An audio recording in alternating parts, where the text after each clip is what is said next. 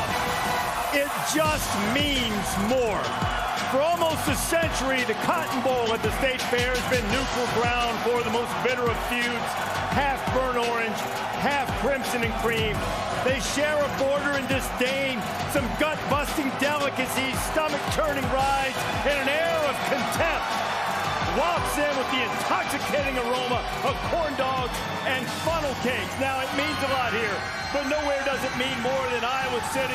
Iowa and Penn State, a top four showdown. There are rivalry and redemption games across the country. But right here, on this hallowed ground, the buses will soon rock, horns turned upside down, Sooners accused of inhaling briskly as there is a quest to control the Red River, and nothing means more.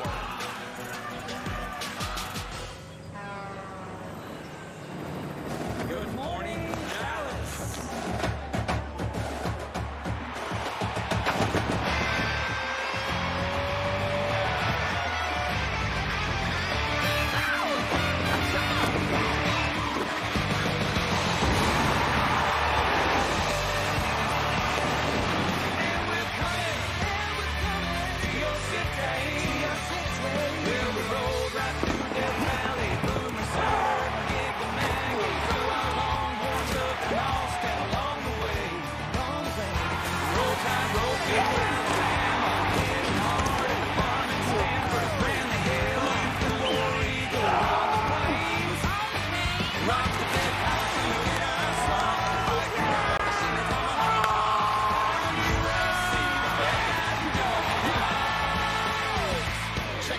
Everybody keep it locked where you got it. Gameday is in the city. Get your weekend started. California atmosphere. Live crowd on fire. Energy in the air. We talk all day to turkey. Yeah, college football night. Get right up the left body.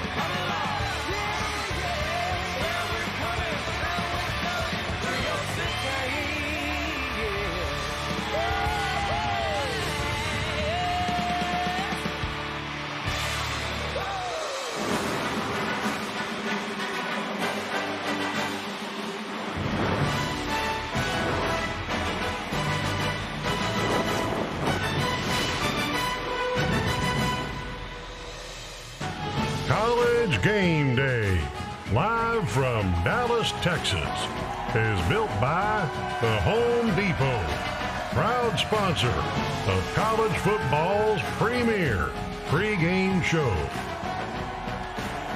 Big Tex welcoming you to the State Fair. You guys know Big Tex has a new voice this year. It's a brand new voice, anonymous. Nobody knows who it is.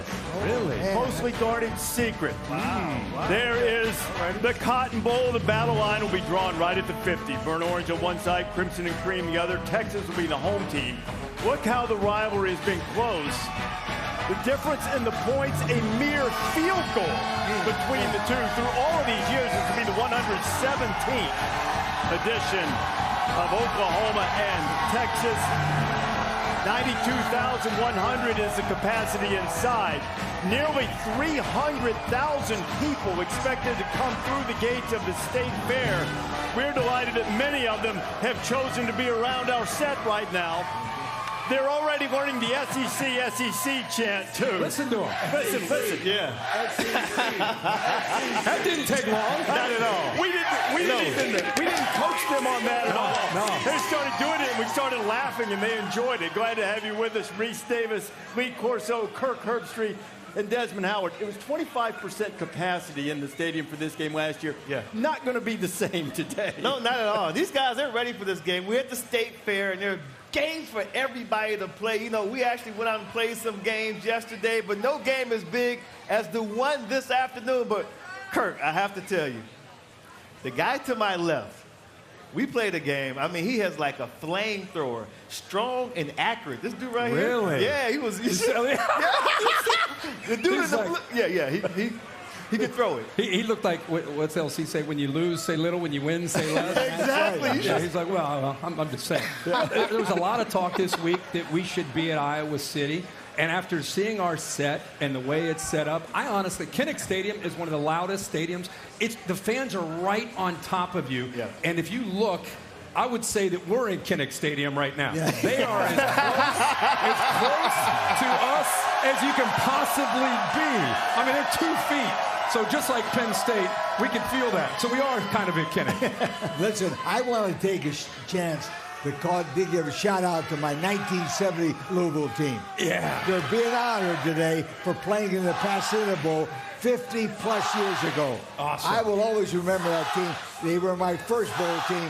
I love them. I respect them. I wish I was there. God bless them. Do you remember when we surprised you with the video from that game? Yes. Your team threw 2 forward passes on one play at the end. It just accounted to a touchdown pass, and I said to the referee, "You got no sense of humor. Why do they call that?" That Penn State-Iowa game that Kirk mentioned will be the first regular season Big Ten game matching top 5 opponents. It doesn't involve Michigan and Ohio State. Since 1962, it's a big one. So Iowa this year, what have they been doing? They've been winning the turnover margin. They've been getting their offense a short field, better than anybody in the country, and that'll have to continue today against Penn State. Penn State brings an offense in that's balanced. They can run the ball. They're now throwing the ball more downfield. Sean Clifford playing with a great deal of confidence. And by the way, I think Penn State's defense may show up for this game and may show up in a bad mood with all this talk about Iowa's defense. Maryland versus Ohio State. Since that Oregon game, Ohio State's been on that. In case you forgot, Tor, man, I'm talking beating down Tulsa, Akron, Rutgers, and they got Maryland next in line. I tell you, the last time we saw Maryland, multiple turnovers against Iowa. They couldn't stop anybody. Iowa just ran away from that game. If Maryland's going to compete, they better bring their A game against the Buckeyes today. Tonight on ABC, Michigan and Nebraska. Now, the Wolverines traveled by air, Neil Armstrong style. Cade McNamara and J.J. McCarthy both threw long touchdown passes. They're top 7 in the country in 50-yard pass plays. They may have to go up top and watch McCarthy running, too, because the Nebraska D's starting to look like the black shirts. They shut down the nation's leading rusher, Kenneth Walker, from Michigan State. Michigan may have to go up top tonight. You said black shirts. I like those blue pants, by the way, from Michigan on the road. I'm a traditionalist, but I like those. Bo Nix, Auburn and Georgia. Bo Nix has got to do this. You can't play traditional offense for Auburn today, and Brian Harsin, against this defense. Turn Bo Nix loose, because this defense is coming after him. It'll be tough to run the football on him, and if Nix doesn't have that great game, Auburn could be in big trouble. Got the #1 team in the country, Alabama versus A&M. Look, guys, the offensive line, the battle in the trenches, that's what's so impressive about Alabama. I mean, that's why the quarterback, Young, is able to have so much time making those throws. But they're going to compete, A&M. They're going to have to get Calzada to make some throws down the field and get the ball into Isaiah Spiller's hands. This guy's dynamic coming out of the backfield, Kirk. All right, Arkansas and Ole Miss. Who's going to respond? This is after game day right here on ESPN. Both these teams were embarrassed. Poor Arkansas and Athens, they self-destructed. Georgia's good enough, but they did not have a great game. Now they're going to go back to the drawing board. Same with Ole Miss, right? That could not have gone any worse. And the way Nick Saban dominated that football game. Well, the good news for both these teams is that game's behind them. Fresh start. Who gets a W today after last week? And Oklahoma, Texas. Horns have lost 5 of the last 6, but Bijan Robinson, nation's second leading rusher, he forces missed tackles. Nobody forces more. Now, Oklahoma's only missed 39 tackles this year, but they missed 15 of them against Deuce Vaughn, many of them on receptions. Watch for Sark to make those linebackers, like Deshaun Watson, like Brian Asamoah, make sure that they can tackle in space. Some other things to watch today: 10 undefeated FBS teams put their perfect records on the line on the road. That includes Alabama, Georgia, Penn State, all in the top 4 and a couple of top 10 FCS matchups as well. So far, we have 18 ranked teams lose to unranked opponents. That is tied for the most at this point in the AP poll era. We've had 8 outright wins by 20-point dogs. There's always some plot twist every week, and I would expect today to be no different. I want to see how Alabama and Georgia respond. It's almost as if we're to that point in the season where everybody's just like, all right, Alabama and Georgia, congratulations, see you in Atlanta. They both had great wins, and they're both dominant, but now they both go on the road. So I want to see the maturity and how they handle all this success. Alabama's got to go to Texas A&M. Georgia's got to go to Auburn in a rivalry game. And also, LSU, not only this game, but in the Big Ten, this is where things start to heat up. I mean, you got 5 teams, in the top 12, whatever it is. Michigan going to Nebraska, good test. And then all the talk about Iowa and Penn State. We're going to start to see this conference beat up on each other. Observation of the week for me. In the ACC, Wake, as in Wake Forest, is number 1. Clemson is not in the top 25 for the first time in 7 years. You figure that out. Ooh, that's crazy. And keep your eye on Coastal Carolina. Yes. They are undefeated. They're Sun Belt. They've won 17 of the last 18 games. And I'm telling you, they're my pick for the sleeper in a major bowl game. That's a great pick, Coach. I think they're playing fantastic right now. You talked about like Penn State going on the road against Iowa. The last time we saw Penn State in a big game was up in Camp Randall against Wisconsin. They ended up winning that game, a very close, hard-fought game. I want to see if Penn State's defense travels all week. All they've heard was how great Iowa's defense is. They're the best in the country, second to only Georgia. I think Penn State's defense is going to come in there with an attitude and test Iowa's offense. Yeah, Penn State's about tired of that. Man, come on. Just like I'm tired of the sun always being in my eyes. Yeah. You got it this week. You got it this week, Where kid. are my shades? Where's your shade? Yeah, enjoy that. You know what? Coastal Carolina, LC's team right there, Yeah. really impressive on Thursday night. Yep. We may have somebody join the show a little bit later on that believes that they are the best team outside the They Power might be 5. BYU. Yeah. BYU, don't forget them. And we'll keep an eye on that 1970 Louisville team when they take on Virginia at home state. Hey, Congratulations to them. go See if they look like they're so ready to play. How about the I wish I Cardinals? was there with the Cards. Go get them. Hotty Toddy Gashamati, first 5,000 fans in the Vaught Hemingway get free popcorn. Make sure that microwave's plugged in this time around as well. And Kentucky at home after getting fined for storming the field for beating Florida. Here comes Coach O, LSU wounded. Is this the last stand for the Bayou Bengals? And the Children of the Corn against Michigan. That's on ABC tonight at 7:30. Who is it that will stand up and say, this is the day for Frost to win a game like this? Des, you like those Navy pants? I did. Yeah, that's a good call. That's a good call. That's Yeah. cool. I'm a traditions guy. Did you ever wear Navy? I don't think they've ever done that. No. I remember it. Yeah. Coming up inside College Game Day, Ryan Day playing some tennis here. Why he does that, how it improves his mental health, and how he helps destigmatize those conversations coming up. Alabama's won 100 straight against unranked opponents. Who could have imagined that Jimbo Fisher would be number 101, but Jimbo didn't think so. In golf? Oh, a little back and forth between the old friends. Those guys are really tight. And Iowa's stingy defense forcing turnovers at an amazing clip, and they turn them into points. What is it that Sean Clifford and the Nittany Lions will be able to do against that Iowa defense? You got yourself a corny dog yet? I have not. Yeah, I did yesterday. How was it? Good? Delicious. Delicious. Cornmeal wasn't That's soggy. just throwing dimes, right? That's all you do.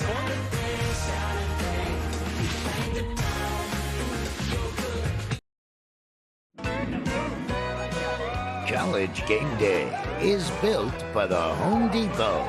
Outdoors get more done. And in part by Pizza Hut. No one out-pizzas the Hut. I mean, just throwing dimes, that's all he does. Automatic. I'm just saying, man. Oh, that's automatic. Oh, they didn't show me draining my 3, did Oh, they? my goodness. Okay. Look at We this. didn't do How come that. you guys didn't get in line for that? Absolutely not. You're throwing over at the nets. By that time, I was enjoying an armadillo. I think they call it an armadillo. It's like an ice cream sandwich. We're glad that Gene and Jen have recuperated from that. They spent some time lying flat in the back in a dark room, and they were good after that. David Pollock is with us. Temple in Cincinnati last night. In Luke Fickell, they trust in Jerome Ford. The ground game could trust. Yeah, you got inside running with Ford, the transfer from OU, and you got Desmond Ritter from Alabama, and you got Desmond Ritter who's able to get on the perimeter with the run and obviously throwing the football. It's a very, very on balanced fire attack. last night, He was. too. That was a dominating performance. This guy last shows night up every by the week like Bearcats. that. Yeah. Cincinnati can obviously make everybody look silly. And sometimes after you Temple's not a great team either. sometimes after you go to South Bend, Indiana, you come back home, you're playing Temple. It's easy to kind of just exactly. So it's not about who you're playing; it's how you play against that inferior opponent. And that's what Luke Fickell was preaching to his team. Yeah, and it showed. So Cincinnati is the team in the top 5. They're the team outside the Power 5 that many presume would be most likely to make it into the college football playoff. But it's not as if they're not going to have competition outside the Power 5. I think they'll have several competitions. First of all, BYU is a team that's going to be very much in the mix. They're not going to be in that Power 5. I'm talking about the next team talked about, but the Chanticleers. I've been talking about them all year, and I'm not going to back off. Yeah. 250 rush a game, 250 pass a game. You know how many people, offenses can say that in the country? One.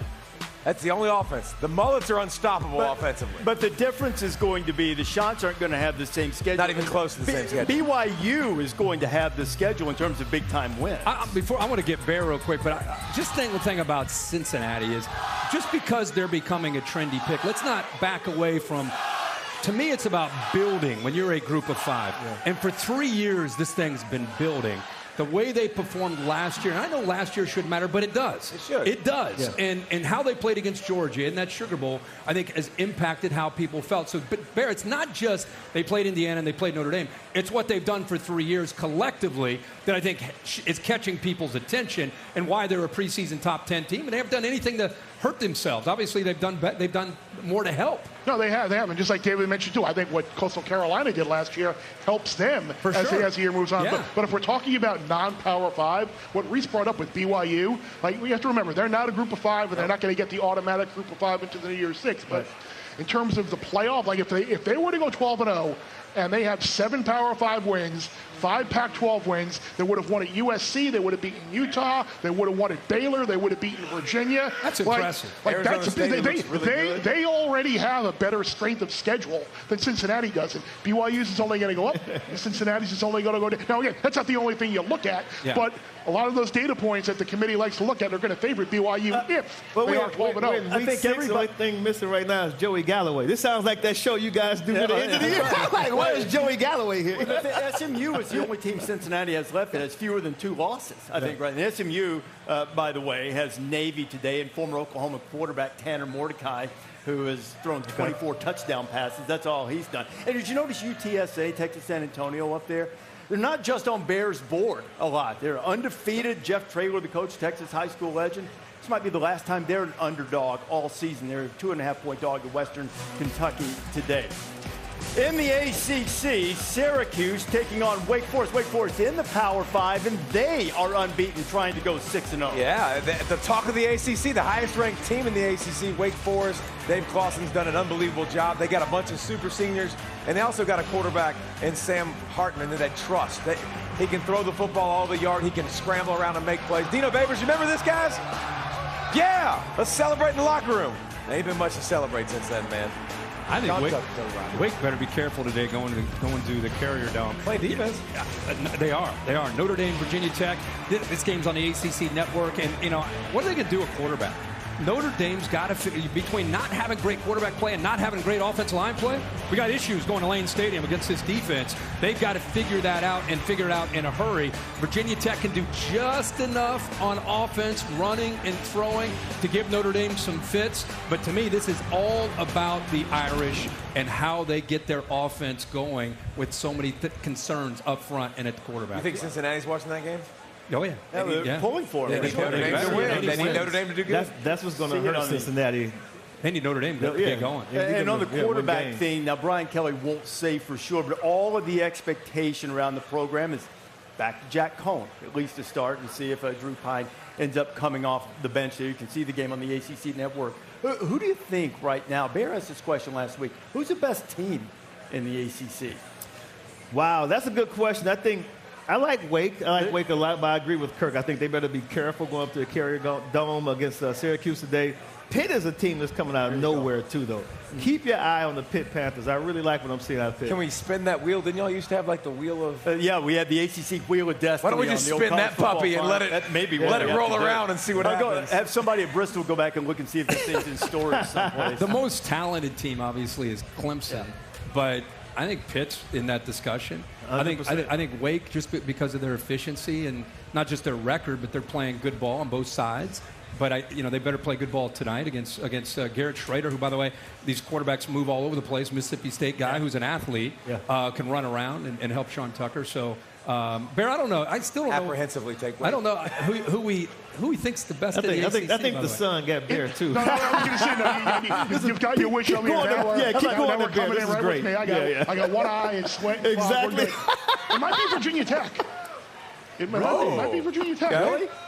At least in terms of getting to the ACC championship game, I think they certainly have the That's it, Bear. I like that. Right now. All right? So you like them tonight against Notre Dame then? That line was really weird. I didn't understand why Notre Dame was favored at the start of that game. Because they're Notre Dame. But are they any good? I mean, this is like a theme, and it goes along. Really good. It goes along in line with a couple of games I have up here. on. All of a sudden, Michigan and Penn State and Notre Dame are good because they beat Wisconsin. Wisconsin's no good. We thought they were going to be good, but Wisconsin stinks. Stinks on them. But those teams are like propped up because they beat Wisconsin now. I don't know. No, Notre Dame has quarterback problems. Auburn too. You act like and if they wouldn't have thrown a 4th and 2 fade from the goal line, they might have won up 0-1. You know what? Get him up! Get him up! Bear you always have one game where nobody knows the logos, so once you get that one out of there. One says Georgia Southern, so I think you can figure that one out. Yeah, we figured that one out. And that's Troy. We had Troy last week, and they couldn't get the job done in South Carolina. Too many turnovers for this team, by the way, Troy. Defensively, they're good, but since the coaching change, Georgia Southern's been moving the ball a lot better, playing well, and I'm going to go with Georgia Southern plus the 5.5 on the road. It's a bounce-back week for my man. Bounce-back week, yeah. We were too many. Hey, Troy you were wanting that field goal from Troy last week late, weren't you? That would have been the right play. It would have been a cover. That would have been the right play, too. What happened last week? Faceless opponent. You can't get excited one week There you go. and then lose your focus. 2-1.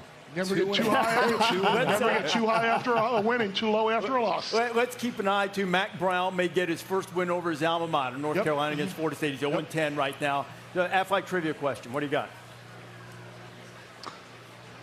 We talked about that. No. I didn't have my rundown open. And I forgot that the question was coming up here. Hopefully they'll have it on the screen. No, they do have it on the screen. My screen's not working here. But we talked about that the top 5 matchup here in the Big Ten. What was today's Aflac trivia question? Yeah. What was the last top 5 matchup in the Big Ten that did not feature Ohio State?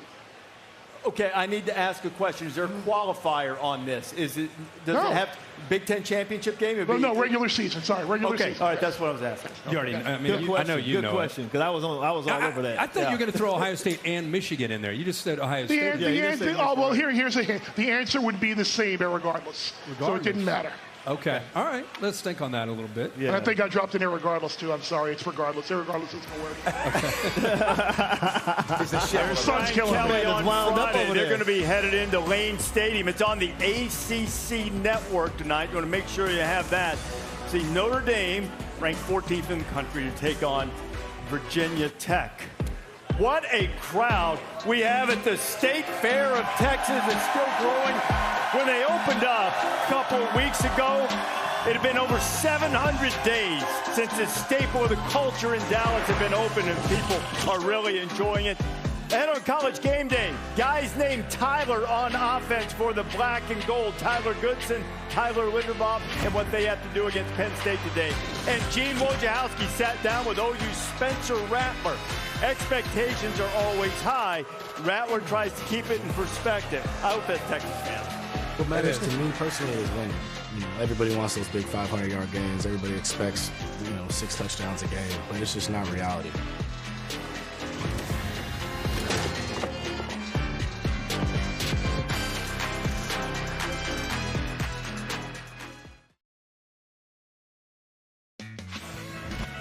Aerial coverage provided by Goodyear. Anything can happen as long as you have the drive. Goodyear, more driven.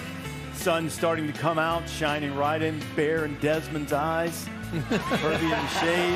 That was Bear juggling his comment and juggling the Aflac trivia question a minute ago. Keep all the balls in the air. Is that bowling balls? That's pretty impressive, wasn't it? Yeah. There's my ride right there. Yeah, I'll get on those. This is, there are great attractions at the State Fair, but the centerpiece is the game. Here's Jim Wojciechowski.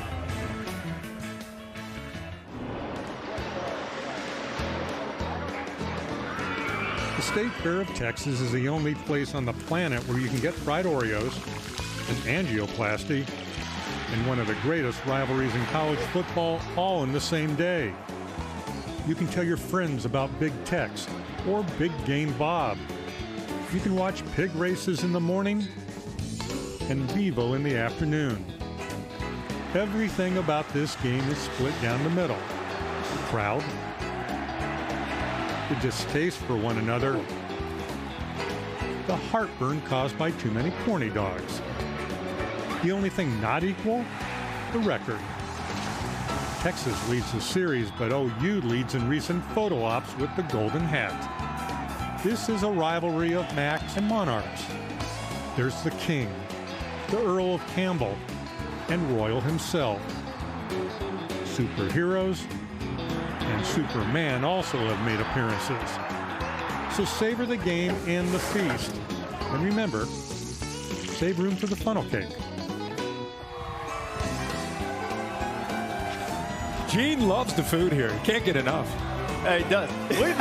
See, that's how you make a corny dog. You go ketchup or mustard on that? You know what? I thought I wanted to go both, but I went neither. Wow. That's fried dough with pulled pork. That just looks great, doesn't it, Des? Yeah, I mean, listen, Drew had that. Drew had that in the meeting room, and I'm going to tell you, I had to take a bite. It wasn't bad. It wasn't bad. Moderation. Drew had that, too. Yeah, well, he did. That's true. I had to see. Going in. Oh, Pollock, what do you do here, Pollock? I don't know what Pollock does. That's the armadillo ice cream I told you about. There you go, I did not eat that Des. whole thing because I had to taste it. Yeah, Oh, yeah. Pollock is sitting here Pollock, selling. Pollock could go with the You turkey. can eat the, You there get the you turkey go. leg, right, David? You're good with that, right? No, he did a good job. He can't eat the leg. He did a good job, though. You know what? David likes pretzels, but probably not with all of that stuff. You can't get a normal pretzel here, No, David. I'm you sorry. can't get anything. Football Playoff National Championship Trophy is presented by Dr. Pepper. Good to wash down the corny dogs and the funnel cake and all of that you have. And there have been some stomach-churning moments that have happened in this rivalry. Go back to '96. This is the first overtime game in Big 12 history. Remember, these two teams used to be in different conferences, and they moved to the Big 12 together, so not the first time. James Allen goes in. Sooners beat the Horns 30-27 when Texas was ranked 25th. 20 years ago, October 6, 2001, Roy Williams, Superman. That was a low-scoring game. The difference in the game right there, 11. Watch Roy Williams go airborne. What a play. That was awesome. I think Roy Williams could have stopped by the show later. It's sweet. That's the young Bobby Stoops right there. 14-3, see that? Top 5. Got him. What tell you that? Oh, this is Last year, Sam Ehlinger led a valiant comeback. They went to quadruple overtime. He got picked off by Trey Brown, and Oklahoma beat Texas 53-45 in 4 overtimes. Spencer Rattler donning the golden hat. You'll recall Rattler got benched in that game for Tanner Mordecai, put back into the game, and it was a turning point. Gene Wojciechowski joins us now. A lot of pressure on the Sooners quarterback considering how well he's played and how good the stats are so far, Gino. Well, Reese, think about it. OU is 5-0. They're ranked 6th in the country. They're tied for the lead in the Big 12, and yet there are people still asking, what's wrong with the Sooners and Spencer Rattler? At Oklahoma, there is no in-between, especially for the starting quarterback. The expectation of this team was to come out. Spencer Rattler was going to be dropping dimes left and right. He was going to be running away with a Heisman. Were you disappointed at some of the chants in the booth? I'm expecting a lot. I need to see more. I do need Oklahoma to go prove something to me. This is Oklahoma. If we do well, you're going to get too much credit, and if we don't do well, you're probably going to get too much blame. I give the kid credit. He is not bad at deny. What have you learned about yourself in your 2 years as a starter? I've learned that leadership and fighting through adversity, you have to embrace it. You're always going to have adversity in the game, in the practice, in life, and you just have to embrace it. Have you ever been booed before at a game from your own fans? Not that I can remember of, no. Channels, we want Caleb, as in Caleb Williams, the backup quarterback, true freshman. You know, the fans pay for their tickets. They can cheer if they want to. And at that time, we weren't moving the ball like we wanted to. And, you know, it showed. You're a Heisman frontrunner when the season starts to your home crowd chanting, we want Caleb. Is there anyone who has reached out to you whose message really resonated? Actually, yeah, I got on the phone with Landry Jones. Talked to him about, just getting back to just playing free. He's played here, he's experienced everything. And then Jay Hurts hit me up through DM and just said, keep going. Hearing it from those guys, seeing Jalen go through adversity here as well, it's got to give you some type of confidence. Spencer, how do you judge yourself? What matters to me personally is winning, and that's something, we've been doing. Everybody wants those big 500-yard gains. Everybody expects, 6 touchdowns a game, but it's just not reality. My standard is just being the best I can on the field, and I feel like last week was a good start of that. You got to block out the outside noise. You got to lead a team down in a 2-minute drive. You got to not hear the fans boo, all that stuff. You got to be mature, be a boss about yourself, and that's something I'm continuing to grow to. Do you think you've met your standard so far this season? Not yet. Lincoln Riley told me that 99% of Oklahoma's fans are supportive of the program, but that didn't stop him from telling Rattler to use those boos and those chants from that West Virginia game to make him mentally stronger and tougher. And Reese, it seems to be working. He's completed 37 of his last 41 pass attempts. Gene, no Power 5 quarterback has a better completion percentage. Yeah. We understand what the deal is. Oklahoma fans want the big plays, the long plays. Those have been fewer and farther between. Coming into the Red River game, you see how the offenses compare. The yards per attempt way down. But the turnover rate is also down. Touchdown rate is up a little bit. Why is this year different? And I know you have a reaction to the heat that Rattler's had. Well, I think it's a bunch of things. I mean, when you think of this offense, you think of the counter. You think of running the football, dominating the line of scrimmage and taking the pressure off of the quarterback. They're not doing that this year, so they're having to do it different ways. They also aren't getting a lot of possessions. They had like 8 possessions the last 2 or 3 weeks, so they're getting the most out of the possessions that they get. And the Rattler kid is playing, to me, pretty well, pretty consistent. I'm just amazed. Every fan base has that percentage they're all embarrassed of. Yeah. OU's got a really strong negative part of their fan base that lets their own quarterback, they can spin it however they want. Yeah. Hey, you get booed, you get cheered, whatever. Right. That's not normal when you're a Heisman preseason favorite, 4th game of the year, Des. Right. Being booed for the backup, that sucks, man. Yeah. That's not good. Oklahoma needs to tighten up. Yeah, with the Sooners fan base, they've been spoiled. I mean, they've Big had time. two quarterbacks. Case in point. That's Texas fans. That's Texas fans. It's not the guys in there. Well, okay, it's a Texas back here. So they've been spoiled, and I think that shows because they expect Spencer Rattler to come out and play at a higher level. Don't forget, last year he played well. Everyone thought he'd take that next step forward because he was the Heisman favorite coming into the 2021 season. He's played very well, but not to the standard that people expect of a guy who's the front runner supposedly for the Heisman.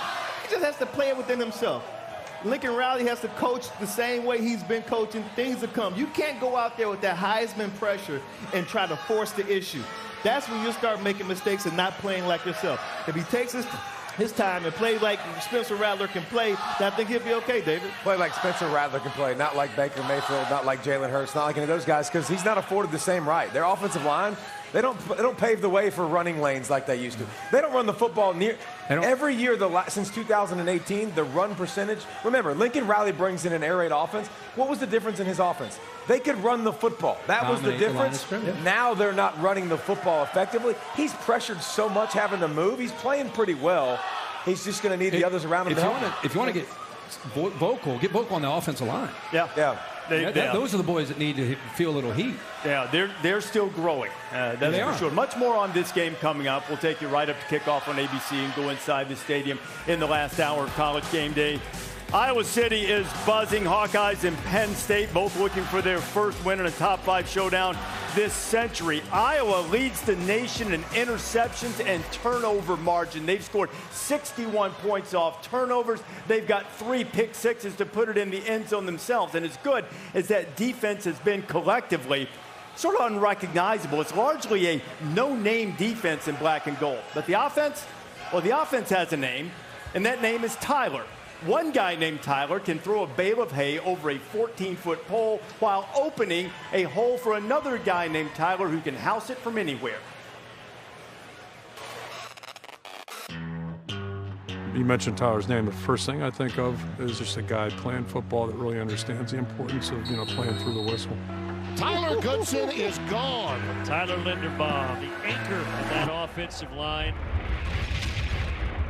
Linderbaum was quite a baseball player and quite a wrestler. He's a really versatile athlete. I don't think people are supposed to move the way that he does at that size. He's a beast. Knowing that he's a guy that's blocking for me, it allows me to be comfortable right there in the backfield.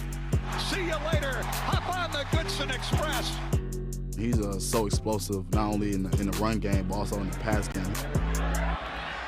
He's done workouts in the woods and forests. He's dodged trees and stuff like that. So separates you. He's a guy that just keeps getting better. I've never been around a lineman that didn't appreciate a great back, and I think it goes both ways. There's just that relationship that linemen and running backs tend to have. They'll need to get something done on offense. Iowa's only averaging 320 yards per game. That's 119th in the country. But during their 11-game winning streak, third longest in the country, Tyler Goodson has been stout. But the sledding will be difficult against Penn State. This would be the story of the game, in my opinion. Everyone's talking about Iowa's defense against Penn State's offense. I like to see this Iowa offense, and can they move the ball consistently? They've been so spoiled this season by their defense, getting a short field. Like 25% of their starting lines have been on the other side of the 50. Can you imagine Is that good? That's ridiculous. Let's get in the red zone offense. Exactly. Let's Like I said earlier, Penn State, all they've heard, poor Penn State's defense is just let everybody's patting Iowa's defense on the back. Penn State has a great defense that travels to. That's going to be the storyline for me. Iowa's offense against Penn State's defense. Yeah, Brent Pry does a really good job. He's got best secondary maybe Penn State's ever had. Corners that can lock down. They're going to show up with an attitude today, and their linebacker play has been amazing. But I'm going to give Iowa a break. Brian Ferentz is a really good offensive coordinator. He's calling his plays like great offensive coordinators do, complementary to the way the defense is playing. And the defense is giving him a short field. He doesn't have to have razzle-dazzle. They don't have to do things yet. That might start today. They may have to change that playbook today and work with a longer field. To me, you look at the numbers, I mean, they're 119th, like you said, in total offense, but this is misleading. It doesn't mean they're not capable of playing offense. I got to get to the Bear because he's got his shades on and he's got this game. Bear, you changed his shades. I did. I had to. It's right. You look like a Big Ten guy right now. I mean, you got the Big Ten look. What do you got, Penn State, Iowa? I like Iowa in this game. And basically, if you go back and look the last 15 games, Iowa has been favored by 4 points or fewer. They have won 14 of them. Say that again slow. Last 15 games that Iowa has been favored by 4 points or fewer, they have won 14 of them outright. That's basically a testament to Kirk Ferentz, Brian Ferentz, what they do in these games where people think that they're on upset alert. The Iowa turnover voodoo doll is real. Look, how they play defense, I wonder if Penn State going on the road today in that atmosphere. I like Iowa to win the game. And James Franklin has struggled against top 5 teams on the road big time. 0-9? Yep. Right? 0-9 versus top 10 teams on the road. Poor Penn State, man. They don't have a shot. Golly. You know where Penn State hasn't struggled? Not a shot. Where Penn State hasn't struggled? Where? In Iowa City. Nobody's been there at least 4 times, has a better winning percentage. Penn State is 10-4 there. They haven't lost in Kenneck since 2010. Wow. Interesting. Sean Clifford got a win a couple all kinds of notes going back and forth. You had shades on. Who wore the shades better? Let's say. It's a different field. Dez is Hollywood. I mean, it's clearly Dez. And then we got Dez is like minus 10,000. We got Al Capone's great-great-grandson over here on the other side. Did you hear how Bear put it in gambling terms, by the way? Minus 10,000. Only Bear would put it in gambling terms. Bear, I would say that your look is positively Alvarezian. Yes. There you go. The original Capone. Pinky ring. Pinky ring. Here we go. Much more on Iowa and Penn State. Either of those teams, the best in the Big Ten. Are they better than Ohio State? Don't forget about the old Buckeyes sneaking around scoring. And what happens when Eli Manning spent some time in Norman to try to learn about the history of the wishbone? I got some good friends that live down the street. I got everything I need and nothing that I don't.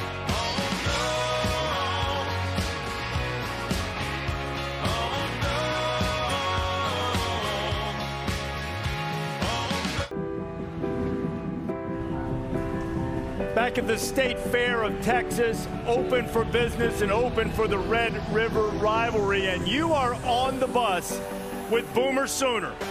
Coming toward the Cotton Bowl, they first played on this ground in 1929. First time they played on the ground, the old wooden stadium. They've rebuilt it. It's been refurbished over the years. More than 92,000 will be packed in, and now you're on board with Hook'em. Ho! Working their way through the neighborhoods, getting closer and closer. See the cops speeding up to the How cool front is to that? lead the way. That's sweet. That's a great shot, too. Yeah. Cameras on the buses coming in. Yes, sir. Wait till you get close. Oh, Here they come. Lincoln says you get some interesting signs.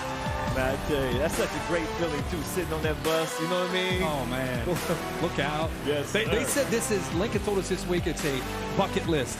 I mean, they go into a lot of big stadiums, but just this setting, fans split in half, the way you come in as a team, they said it's unreal. Getting your thoughts together. I'm trying to keep your emotions in check. Excellent job. You pull up First driving by the bus driver. This will be a passion play for sure. Brent and Juan Reeves are at the Home Depot Game Day tailgate. It's doing season. They're cooking up some baby back ribs, whole hog sliders at the Home Depot Game Day tailgate. Stanford and Arizona State last night, a little bit of a grudge match. David Shaw was critical of Arizona State's NCAA woes in the offseason. Jaden Daniels just pulls it down and goes. This Arizona State team, a team you need to start paying attention to. Seems like they've gotten into their groove. A little slow early in the year, but now they've really found their groove and playing great on both sides. Oh, a little flip, a little toss backwards. Jack Jones to DeAndre Pierce. And that was not a forward lateral on a turnover on a long touchdown play. Look at this catch. Such a heads-up play, though. Yes. I mean, wow. Too much speed. Talk about being present. I brought it up because I was taking a look at David. He knows he just ignored it. Georgia, Florida a few years ago. Stupidest call in history. Bad call. Old Crimson, 264th consecutive college game day appearance. And Wazoo's got Oregon State. Jaden DeLaure's back. How about that grab from Calvin Jackson Jr. against Cal last week as they got the win? They're going to be challenged by the Beavers. Avery Roberts gets 10 tackles a game. He had a pick against Washington. Oregon State's got 9 interceptions, and it set up Everett Hayes for a walk-off heroics. Celebration in Corvallis. Jonathan Smith wired up. Let me see what up. The style of snaps we got, physical, we're running downhill, mashing and stuff, which is awesome. Yeah. Like it. Right there.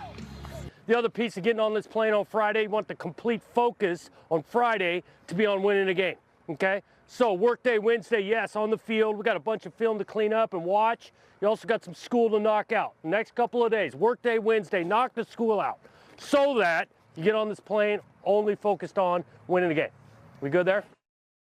They're a close road loss against Purdue from being undefeated. They're in first place in the Pac-12 North for the first time. Man, Jonathan Smith proving, the former Beaver quarterback, proving to be an outstanding head coach and a leader. He's gotten his team up and believing in themselves. They're running the football very well with B.J. Taylor, 36 points a game, creating turnovers, kind of the old-fashioned way. I think that continues against Washington State. I love getting inside of those mics and those. I just like hearing the coach talk. Do I believe him? Am I buying it? Am I selling? A guy that played there, that understands the culture, that understands what it's like to be at Oregon State. It's different. It's a different job. Okay. Corvallis, yes, it's a tough job. So what an unbelievable job of getting his team motivated, ready. They got good balance on offense too. Everything about that team says they're going to be banging around in the Pac-12. Yeah, he believes in that culture. He believes in that university, and it means a lot to him. You know, go back to coach at a team that you played for. That's all any coach can ask for. I tell you, I was impressed by the way they play on offense and defense, but I kind of knew that they would be pretty good because they returned 19 starters from a year ago. And this is a team that even when they lost games, you can see the fight in the Beavers. So I'm really impressed. 4-1 right now. They might be the team to keep an eye on.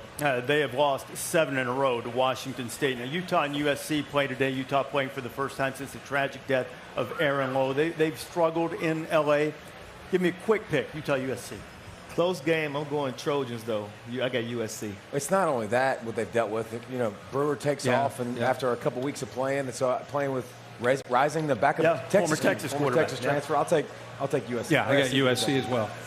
All right, Bear, what about Athletic Trivia? It's coming now. You ready? I'm ready now. I'm good. I don't need the magnum. But By the way, I should have put Washington State on the board today. If there is, if there is ever a spot with maybe game day going to Corvallis in a couple weeks, everything in line. Do it. Change it now on the break. You got one left. Jaden Delora getting it done for him. But however, I'm going to give you a second chance here to listen to the Aflac trivia question and ask at the right time. I don't have to worry about the sun or anything right now. 5-0 Penn State, 5-0 Iowa. What was the last time in the Big Ten that you had two teams 5-0 or better that did not feature Ohio State? I'm going to say Wisconsin, Penn State, or a Michigan State, Penn State, going back to Connor Cook era. It's actually more recent than that. Michigan, Penn State. Penn State, Who Penn State? Michigan, Penn State. Minnesota, Penn State is the answer. Yeah, right. Yeah. A couple years ago, the Gophers were trying to stay in the hunt. Yeah, they got to what, 8-0, I think. Yeah, lost. Right? Yep. Tanner Morgan had a huge day. Bateman in the. Yeah. And then they lost to Wisconsin. They back-to-back losses. That's terrible Wisconsin. You know what starts in the happening? snow. We were there. You're going to find out soon. When you get up around 50 or a little past, you remember the old stuff a lot better than you do the stuff that just happened a year or two ago. You'll be there too. Here come the Sooners. Here come those Sooners. Boomer.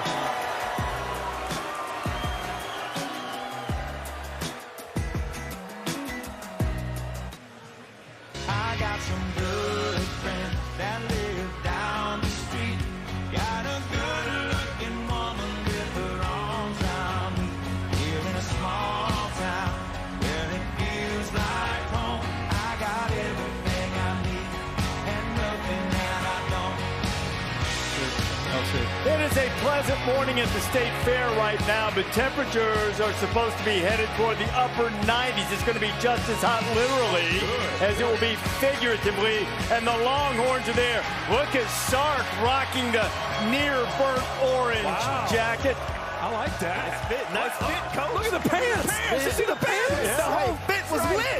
You got a racing stripe there. Coming up on College Game Day. Countdown to kickoff. Hear from Sark, hear from Lincoln Riley, and give you a field pass when we get there inside later. James Franklin going to join us before Penn State takes on number 3 Iowa. What they need to do to keep their record perfect on the season.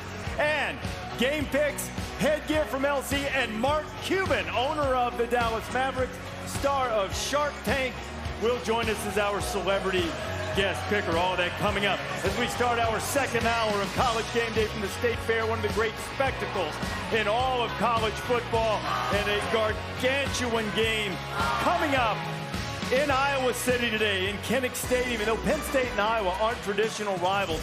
They have had some great matchups through the years. Game kicking off at 4 o'clock Eastern time. Think back to 2000. It was Kirk Ferentz's second year. Ferentz was 2-18 career. He goes to Adele Betts, who will be coaching running backs for Iowa today. I love that. Ties it up at 23, went to a second overtime. And then Ryan Hansen would come up with the pick in Iowa in double OT. They get the victory. 2 years later, Iowa was in the Orange Bowl, Big Ten champ. Great uni game, Penn State and Iowa. I love the unis when these two teams get together. How about this game in 08, guys? 3rd and 24, Darrell Clark picked off by Tyler Sash. So Iowa takes over, and they're going to get Daniel Murray ready. And Penn State's trying to have an undefeated season. They're thinking this is a great time. And, of course, another team at night goes to Kinnick and takes an L. Look like the Steelers. Yeah, they do. They do like the Steelers. Yeah. Penn State was number 3. They went down 24-23. 2017, Iowa trying to pull off another upset. And look at this one. This is a great game. Saquon Barkley went crazy. It came down to the final drive right here. Trace McSorley, final play of the game.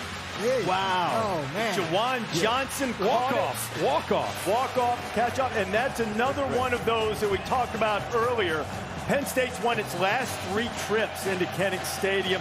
That one being a memorable one, and they will try to do it again in a top 4 matchup. 3 versus 4. What is the recipe for the Hawkeyes today? Really simple recipe. First, they have an identity. They know who they are. They don't stray away from that at all. Then they recruit to their identity. And then the best thing is number 2, how they get the players and then they develop them to make sure they can use them in their system. Yeah, but Iowa, to me, is defense. Okay. They lead the nation in takeaways. Yes, sir. And number 1, they score on defense. Now, I might be old-fashioned, but I still think defense wins championships. I'm with you, though. We're seeing that more and more this year. I look at number 4. They're not a knockout guy. If they're in the UFC, they're one of those submission holds. Like, like you get me in one of those holds, and I'm gonna tap out. Exactly. That's kind of how Iowa plays with the way they use that turnover margin. Okay.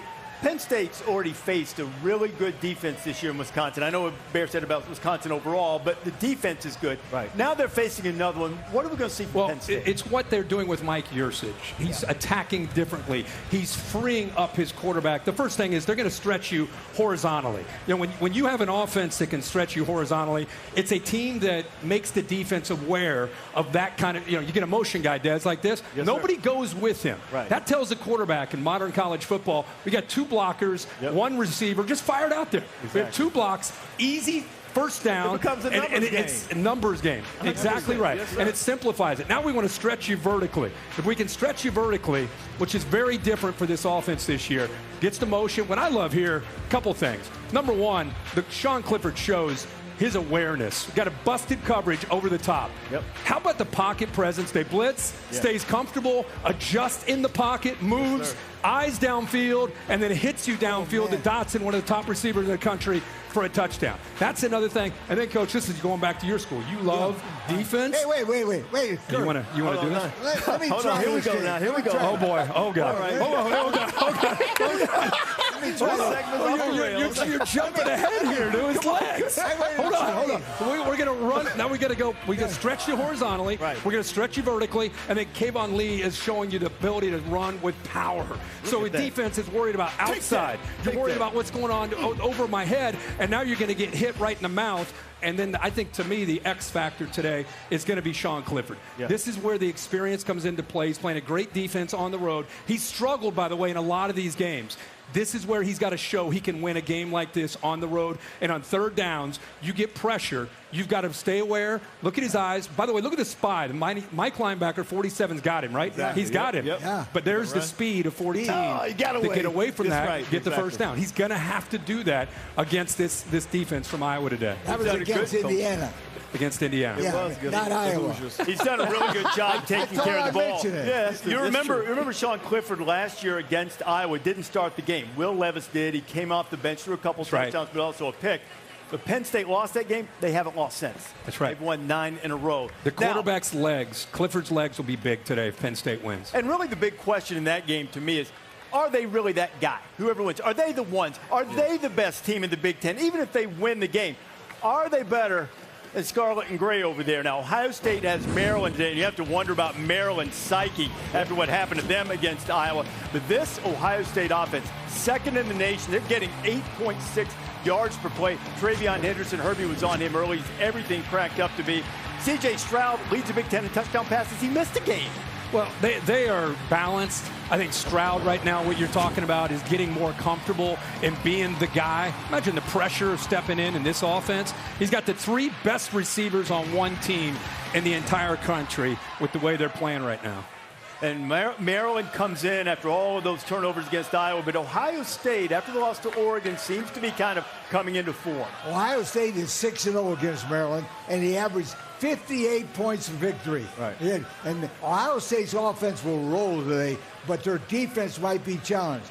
I still think Ohio State is the team to beat in the Big Ten. I still think that. I think they are too, because of how much offensive firepower that they have. I think the key to me for Ohio State getting to their goals is how much they're going to improve on defense. Their offense is as good as there is in the country, and they will be every year. And I'm sold on C.J. Stroud. That kid is showing what he can do throwing the football, making good decisions. But the defense is where obviously they got to keep getting better. Iowa has been the most impressive team I've seen so far in the Big Ten, but I do think that Ohio State is the best team in the Big Ten right now. They're the king of the conference, and to be the king, you have to beat the king. The only team that beat them so far, a Pac-12 team, the Oregon Ducks. All right, so Ohio State and Maryland coming up today. Ohio State sort of quietly waiting for their big test as they come. Maryland, you thought maybe it would be. And the Terps are arriving now at the shoe. The HUD screen counting us down to kick off. We're less than 2 hours away from the start. Maryland against number 7 Ohio State. You know, tomorrow is National Mental Health Awareness Day, and no one is more acutely aware of that, Jen Latta, than Ryan Day of Ohio State. Reese, you are absolutely correct. Ryan Day was a child when the unimaginable struck his family, a tragedy that took him more than 30 years to address publicly. But now, the Ohio State head coach is making sure that part of his past is a part of his present.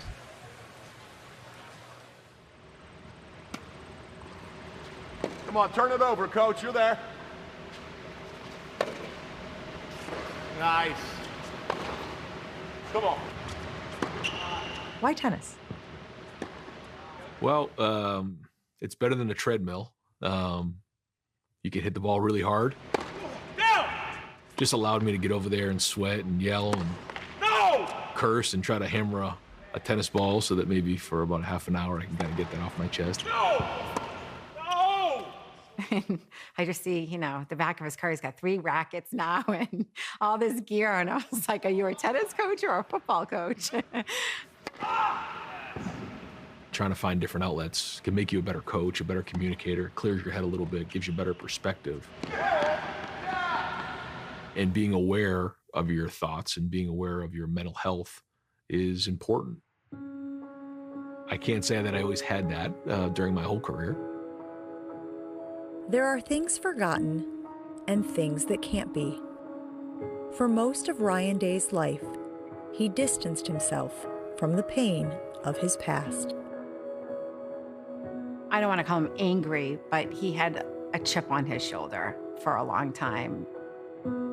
Ryan's ambition and intensity came from wanting to always be mentally tough and not show a lot of weakness. Ryan and his wife Christina grew up in Manchester, New Hampshire. They were childhood teammates on the baseball field, coached by Ryan's father, Raymond. He liked baseball, and I remember him, pitching to us when we were little. I remember running on the beach with him. He worked at a convenience store. He was on his way to work. The next day, he was gone. On January 20th, 1988, according to Day, his father took his own life. He was 31 years old. We didn't talk about it at all really growing up. How does an 8-year-old process that situation? Somebody made a comment to me, like making fun of me that I didn't have a father, and that ended up in a fist fight. That was, and I kind of had that edge. I would see, somebody run up to their dad and hug him after a game, and it was like, that was where I think the chip came from. It's like, okay, you get a dad, but I'm going to beat you on the field. Day says sports became his outlet. He was a standout athlete in high school and a record-setting quarterback at the University of New Hampshire. With a future in coaching, he didn't look back. People would ask about his family, and I remember him telling me, don't say anything about my dad. You have, sadness, you have anger, you have guilt, you have, resentment. And then as you get older, you start to recognize that maybe, he was sick. In 2018, as an assistant at Ohio State, a recruiting trip to a high school in rural Ohio forced Day to confront his past. I was with one of the high school coaches, and I walked through the hallway and nobody was in school. And I asked the coach, I said, what's going on? He said, we had another suicide. It was the 7th of the year, and it was in May. And I remember calling back home to Nina being like, something is wrong. Why is this happening? I just remember him saying to me over the phone, this has to stop. Like, we have to get ahead of this thing. This is a crisis. When you hear things like that, you think, what can we do to try to help? So that moment was a turning point in our lives, because, that was the point where he was like, I'm done not talking about this. Now it's time to talk about it. On June 5th, 2019, now the Buckeyes head coach, Ryan spoke publicly for the first time about his father's suicide. Growing up, I didn't quite understand what all went down. And then as I get older, I start to realize that it was a sickness, and that there's people out there that need help, and that there's a stigma attached to it that I don't think is right. And it's a stigma that maybe even as a young person, I bought into. That same day, Ryan and his wife started the Christina and Ryan Day Fund for Pediatric and Adolescent Mental Wellness, an effort to provide resources for kids and help destigmatize issues around mental health. 1, 2, 3, go! Pretty good. Doesn't it feel good sometimes to just let it out and yell? You need to have someone that you can go to, whether it's your family, your friends, and it's okay to talk about your feelings when something's bothering you. There you go. Good job. Good job. Immediately, Day's focus showed up in the football program. Round of the break. Good ball. That's it. That's it. That summer, Ohio State replaced 3 part-time staff positions with 4 full-time mental health professionals. You know, I knew it was important the day that he stopped practice during training camp to introduce us. You have a coach who's bringing awareness to it, to break that stigma, but then he's also putting things into action. There's still a few guys on the team that I think are a little ashamed to go ask for help, and certainly don't force it on anyone, but it's just a regular conversation. You don't need to be in crisis. Just talking to somebody and getting it off your chest goes a long way. Has talking about it helped Ryan? Yes. It's been therapeutic the last 2 years for him, for our family. The conversations around mental health have to happen.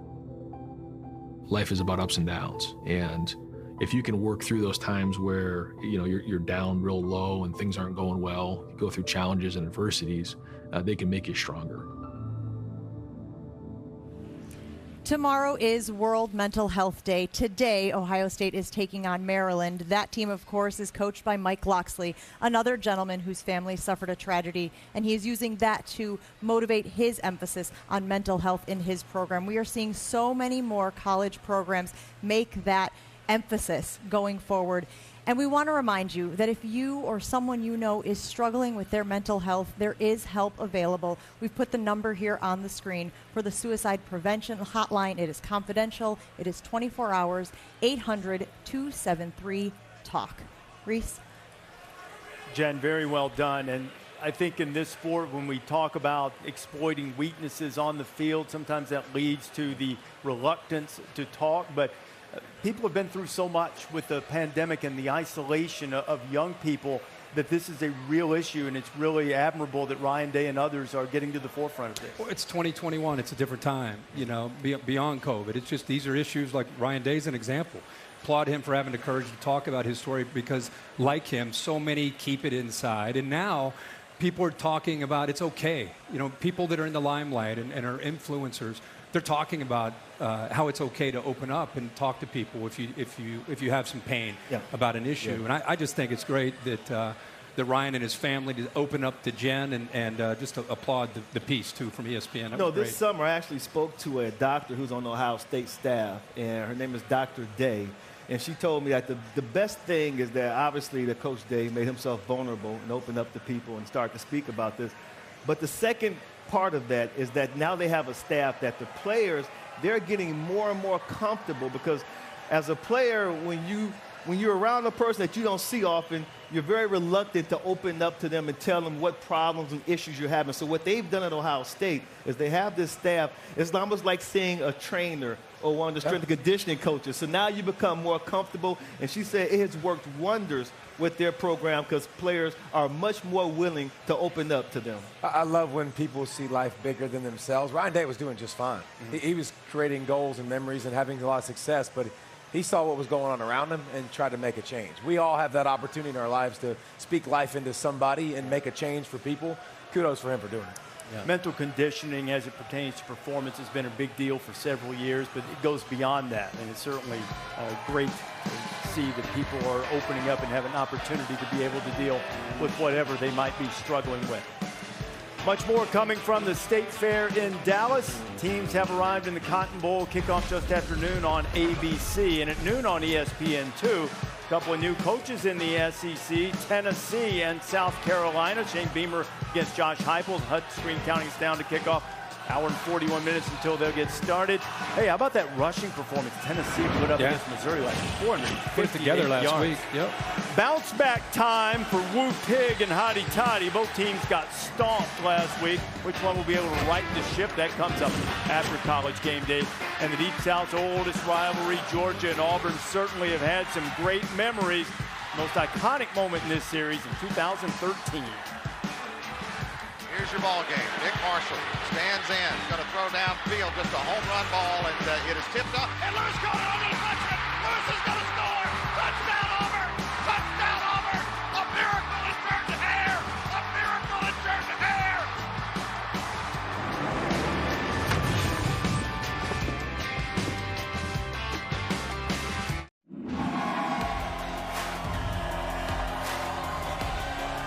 Sunday NFL Countdown. Get your NFL Sunday started. Dak Prescott, Cowboys quarterback. Exclusive interview with Dak and with Joe Burrow. What strongman competition there. I'm not sure how strongman would deal with You Got Moss and all of the breaking stories and injuries. There's pig races around here at the State Fair. Oh, look. All of our names. What up? What up? The pig race right there. One of them is carrying your name. Oh, Kurt got scared. Monday Night Football, Colts and Ravens, Monday Night Countdown.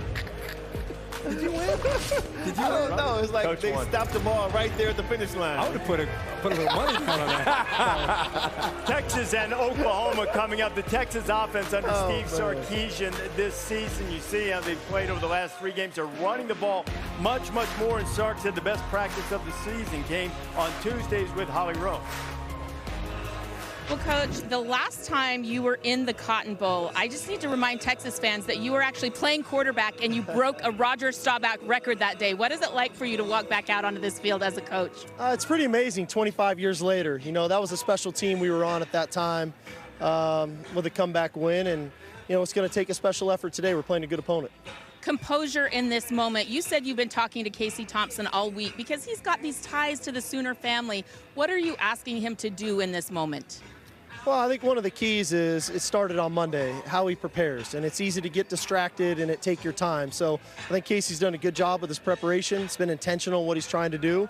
And then ultimately today, no one play is going to win the game. You know, just allow the plays to happen, play incremental good football, and give us a shot in the fourth quarter. All right, Coach, this is the first time in my 25-year career I've ever done this, but please tell me about your pants. Like, come on, the fit is fire. Well, you know, I try to take pride in what we wear as a team and as a coach, and so pretty lucky. My wife's pretty good at this thing, too. You're crushing your first Red River Showdown. You're crushing it so far. Thanks, Holly. Thanks. Appreciate it. I was going to say that looks like an outfit that a wife put together. I can give Sark that credit. They're matching. Yeah. They're matching. That's a good look. This is Sarkisian. Now it makes sense. Yeah. So it's a great look. Des, what do you give the look, Des, for him? Because you're the fashion guy. No, that's a 9.5. Yeah. Okay. Wow. Yeah, the fit, the color coordination, and everything. 9.5. He's missing 0.5 for somehow, some way. Pocket square. Pocket square. There you go. There you go, Des. Don't know why a man would not wear a pocket square. You know what I mean? Georgia and Auburn, another border battle like Texas and Oklahoma here. It's the Deep South's oldest rival. Only Wisconsin and Minnesota have played more, and you got to fuel up. Ryan Harson's Tigers having dinner together last night as they prepare to open the next chapter in this rivalry. 1996, the first overtime game in SEC history. Robert Baker catches a touchdown pass, and Uga was trained on the scent. Don't get too... Careful now. Everybody talking about, my dog don't bite. Yeah, whatever. Georgia went up 28-7. Bobo, who's the quarterback coach, offensive coordinator at Auburn today. There was a touchdown pass for his alma mater, tied at 28. Hines Ward still blocking back there, 19. Yeah, he was. We took a Hines touchdown out. There's Kirby. There's 1-6. Kirby keep it contained there, forcing back inside. That way, 1-6. Kirby tackling Damian Craig. Jimmy D. The head dog, Jim Donnan, gets the ride. Now, 17 years later, 2013, Auburn's down by 1. Stupid. Amazing. Well, you know, they didn't need the Hail Mary, though. They just needed a first down. Worked down, they had time. I know, but this makes it look better. Crazy. I know what it was I awesome. found was a play. That's it. Yeah. And the DB shall remain nameless, but transferred to Auburn and finished his career. Yes, he That's did. Right. Which, I don't know, it was Trey Marshall, right? Was it? No. Nameless? Nameless, he says. But I don't know why you would do that, because they're going to play that play on the video board every time you run into the stadium after that. Now, this rivalry, you know, Georgia's defense has been dominating. Auburn had a spectacular performance from Bo Nix to beat LSU Saturday. They really did. It was surprising, but it was needed. I mean, because Bo Nix against Georgia State didn't play well, was benched, but he came out, huge game against the LSU Tigers, and performed well. What I like about Bo Nix, we all know he's a competitor. He's going to get out there and give it his all. And when he's playing at that level, his teammates, they feed off of that energy. He's going to have to play at that level today, because what really will frustrate any defense, David, especially a defense as great as the Bulldogs, is when a quarterback can make those off-schedule plays, you know, do those little spins in the backfield, keep them alive, right, exactly, and then make them have to defend the whole field for like 6 or 7 seconds. That's going to be his only hope. It's exhausting. I tell you what, man, kudos to Bo Nix, though. Yeah. Like, just props to him. You get benched. In today's society, a lot of people would go ahead and enter the transfer portal, for God's sakes, and go ahead and leave or pull a hamstring, something, be bothered. Bo Nix, what did he do? Came out there and made plays for his team. He got benched during the game, too. Got set down a couple series into the game. Still comes out and balls. Kudos to Bo Nix. You know he loves Auburn. You know everything about Auburn. He's always grew up wanting to be around. He didn't throw in his hat when things got tough. He fought back. And I love that. I know. We all love that. I think this is an interesting situation for Brian Harsin, because if you run conventional offense, we're gonna draw plays. You're going to get 4 first downs. It's just a reality. Their offensive line against the front 7 of Georgia, game, set, match. This is a game that, as much as you bench Bo Nix because he's creating and he's getting outside of the confines of the offense, your only chance is to play backyard football today. You have to allow Bo Nix to move the launch point, let him create, let him do some things that you're going to pull your hair out, and then you're going to first down. Like, that's going to have to be that kind of game. I think the Auburn defense can keep them in the game, but offensively, if they just hand off and play action, no chance with that offensive line. Bo Nix has got to get creative. No, yes. It's like the carnival rides. Yeah. Over here. The wild carnival rides. Tell him. Okay, see, Bo Nix is like one of these carnival rides over here. The wild ones that kind of throw you around and shake your vertebrae. Who put it together? We don't know. We don't know who put it together. And you might get off that ride and go, that's the greatest ride ever. Yeah. Or it might fall apart. Yeah, the safety bar might fly open. and you rear end over tea kettle. You're wiping Neosporin all over you. You don't know what happened. You don't know what you're going to get. You don't know what you're getting. From that analysis about Bo Nix today. My takeaway about Bo Nix from that analysis is, at some point today, in order for Auburn to win this game, Bo Nix needs to be benched. Look at this crowd. I'm going to say this. Remember the prayer at Jordan-Hare? Yeah. No prayer today. There you go. No shot. Yep. Georgia rolls. Hold on. Great you and crowd. Bear feel the same way. Great. You believe that too? I think a half we got a ball game. But I think Auburn surprised you a little bit. You know how that burned popcorn stench just gets in your nose and sort of you smell it for a week? Oh, yeah. Can't Stays get rid of in the it. kitchen. Oh, yeah. Oh, man. Terrible. Ole Miss trying to get rid of that smell. Hutch Green counting us down to kickoffs. They get ready to take on Arkansas, who also got turned out against Georgia last week. But Sam Pittman wanted to make sure the Hogs didn't lose to the Dogs twice. Here's what he said to them after the game against Georgia last week. We're 4-1. Our loss is on the East. So everything that we want is still in front of us. Everything. If we want a rematch with Georgia, it's still in front of us. It's still in front of us. You want to go to Atlanta and play in the SEC for the SEC championship, it's still right in front of us, guys. It's still right in front of us. You want to get it back, we can go get it back, which I know you do. Say positive things about the University of Georgia because they got a hell of a football team. No excuses. No, we didn't do this, we didn't do that. They got a good team. And then let's get our ass on the bus, put your suit back on, get on the bus, and then let's go figure out what it is for us to beat Ole Miss. One loss never is responsible for two. That's some powerful stuff. Arkansas Ole Miss comes up immediately after us. Who do you trust more to bounce back? I trust the culture that is Arkansas right now. You listen to Sam Pittman talk and you go, yeah, Get it. I'm in. Let's go. Let's go get Ole Miss this week. So I think, you know, you see Lane and you see the popcorn comment before the game, and I think you have more natural up and down. I know exactly what I'm going to get from Arkansas. I don't know if they're good enough to win, but I know they'll show up, they'll play hard. I know exactly what their culture is. That's fair. I think the most interesting aspect of this game is last year when Matt Corral was doing great things. He went up against Arkansas, and Arkansas was the first team that rushed 3 and dropped 8. He threw 6 interceptions that day. And the rest of the year, they dealt with different fragments of people saying, hey, Arkansas did it, we're going to try it too. So the entire offseason, Jeff Lebby, the offensive coordinator, Lane Kiffin, and Matt Corral came up with a plan. They said, hey, 2021, everyone's going to do what Arkansas did, rush 3 and drop 8. We need to build a plan to attack that defense. So now, take 2. Their entire offseason is built for this scheme of Barry Odom. How did they play against this defense after last year, Matt Corral throwing 6 picks? Well, listen, Arkansas came into the Georgia game banged up, right? And based on how that game went, I don't think they came out any less banged up. So I like Ole Miss. I like Lane Kiffin. I think his personality is like, well, guys, you know, that was Nick. That's Bama. They're the number 1 team in the country. Let's just move on to Arkansas. And I think that's going to resonate with his team. Don't forget, he does have Matt Corral that this time last year, last week going to the Bama game, Matt Corral was like a front runner to win the Heisman. No more of that, but he still has that type of talent. So I like Ole Miss over Arkansas. Reese, as you know, Jeff Lebby and Kendall Briles, both from Baylor, and when Baylor was in their heyday, are going against each other as offensive coordinators. They're brothers-in-law. Yeah, right. Yeah, because Kendall's cool. Briles' son, and Jeff Lebby is his What do you think? son-in-law. You give her that popcorn smell? I'm going Ole Miss at home. Yeah, I'm leaning Ole Miss. A&M. Or Arkansas, excuse me. Come in. Arkansas and Ole Miss. You know what? Here's a quick note on that. Did you see Lane was 4-18 against ranked opponents? Yeah. If Arkansas wins, Sam Pittman will have the same number of victories against ranked opponents in his career, 2 years, as Lane Kiffin.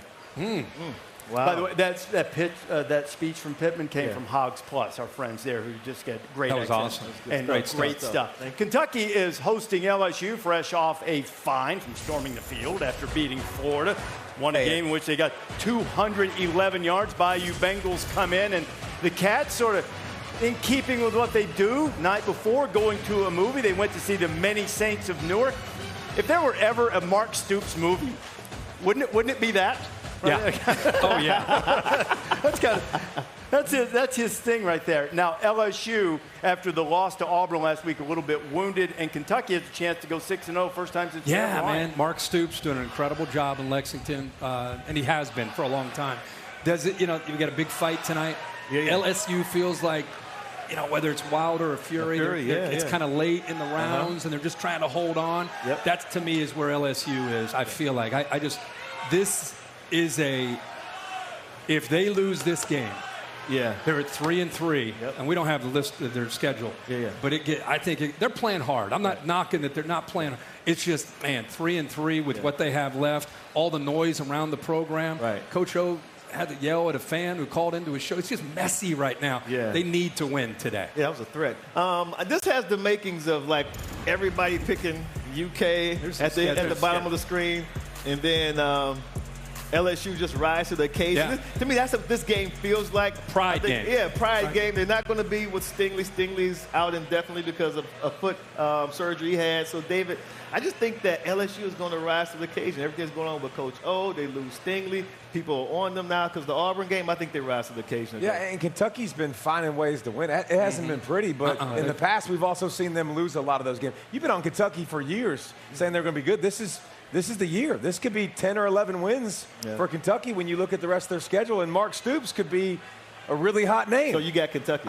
Yeah, it's on the SEC. I guess. I'll throw it. I think it's close. Kentucky last week, they got to show some maturity. Emotional win. Yeah. Now you got LSU. I'm Didn't going cross Kentucky. the 50 I'm going twice. Kentucky at home. Their offense has got to get a lot better. That's what this one. Yeah, everyone LSU, Kentucky. LSU continuity in the offensive line, redefined some roles there. Best week of practice they've had in a while. There you go. I'm going LSU. All right. I think LSU. I got UK. Here we go. Love it. Doing Big season. Blue Nation. We're excited to be back with the fans. Check in on this week's Home Depot Tailgate Pro. That is Joe Miller from Elite Restoration in Dallas.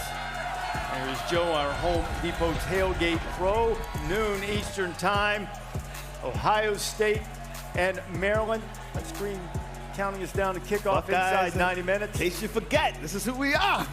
Man, oh man, I tell you, if you happen to just be joining us, I don't know where you've been, but look up the piece on Ryan Day that Jim Latta just did. Really exceptional. And behind us, on the field of the Cotton Bowl, there is the Sooners quarterback Spencer Rattler. Got him a win last year. What will we do against Texas today?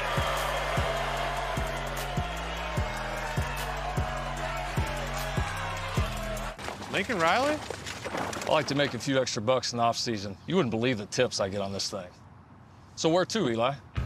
Coach, college football is all about different schools running different offenses, and your Sooner teams are no exception. Mayfield fires the deep ball for Westbrook. Bang! Baker, Kyler, now those guys could sling it. Touchdown Sooners! But I want to learn about the offense that made Oklahoma a national powerhouse, the wishbone. I know just the guy to talk to. Jump in the back. Hello? Eli! Barry Switzer, just the man I was looking for. Yeah, I was making moonshine in there. Hey, you want to try some? Ooh, maybe later. See if Eli gave it a little taste. Streaming exclusively on ESPN Plus.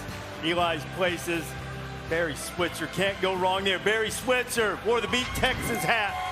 They don't love him here necessarily, but certainly they do if you're wearing crimson and cream, which half of the stadium will be. And Lincoln Riley has put up ridiculously good numbers. Fourth best winning percentage. The offense has been spectacular as he gets set to take on Texas. Visited with Holly Rowe.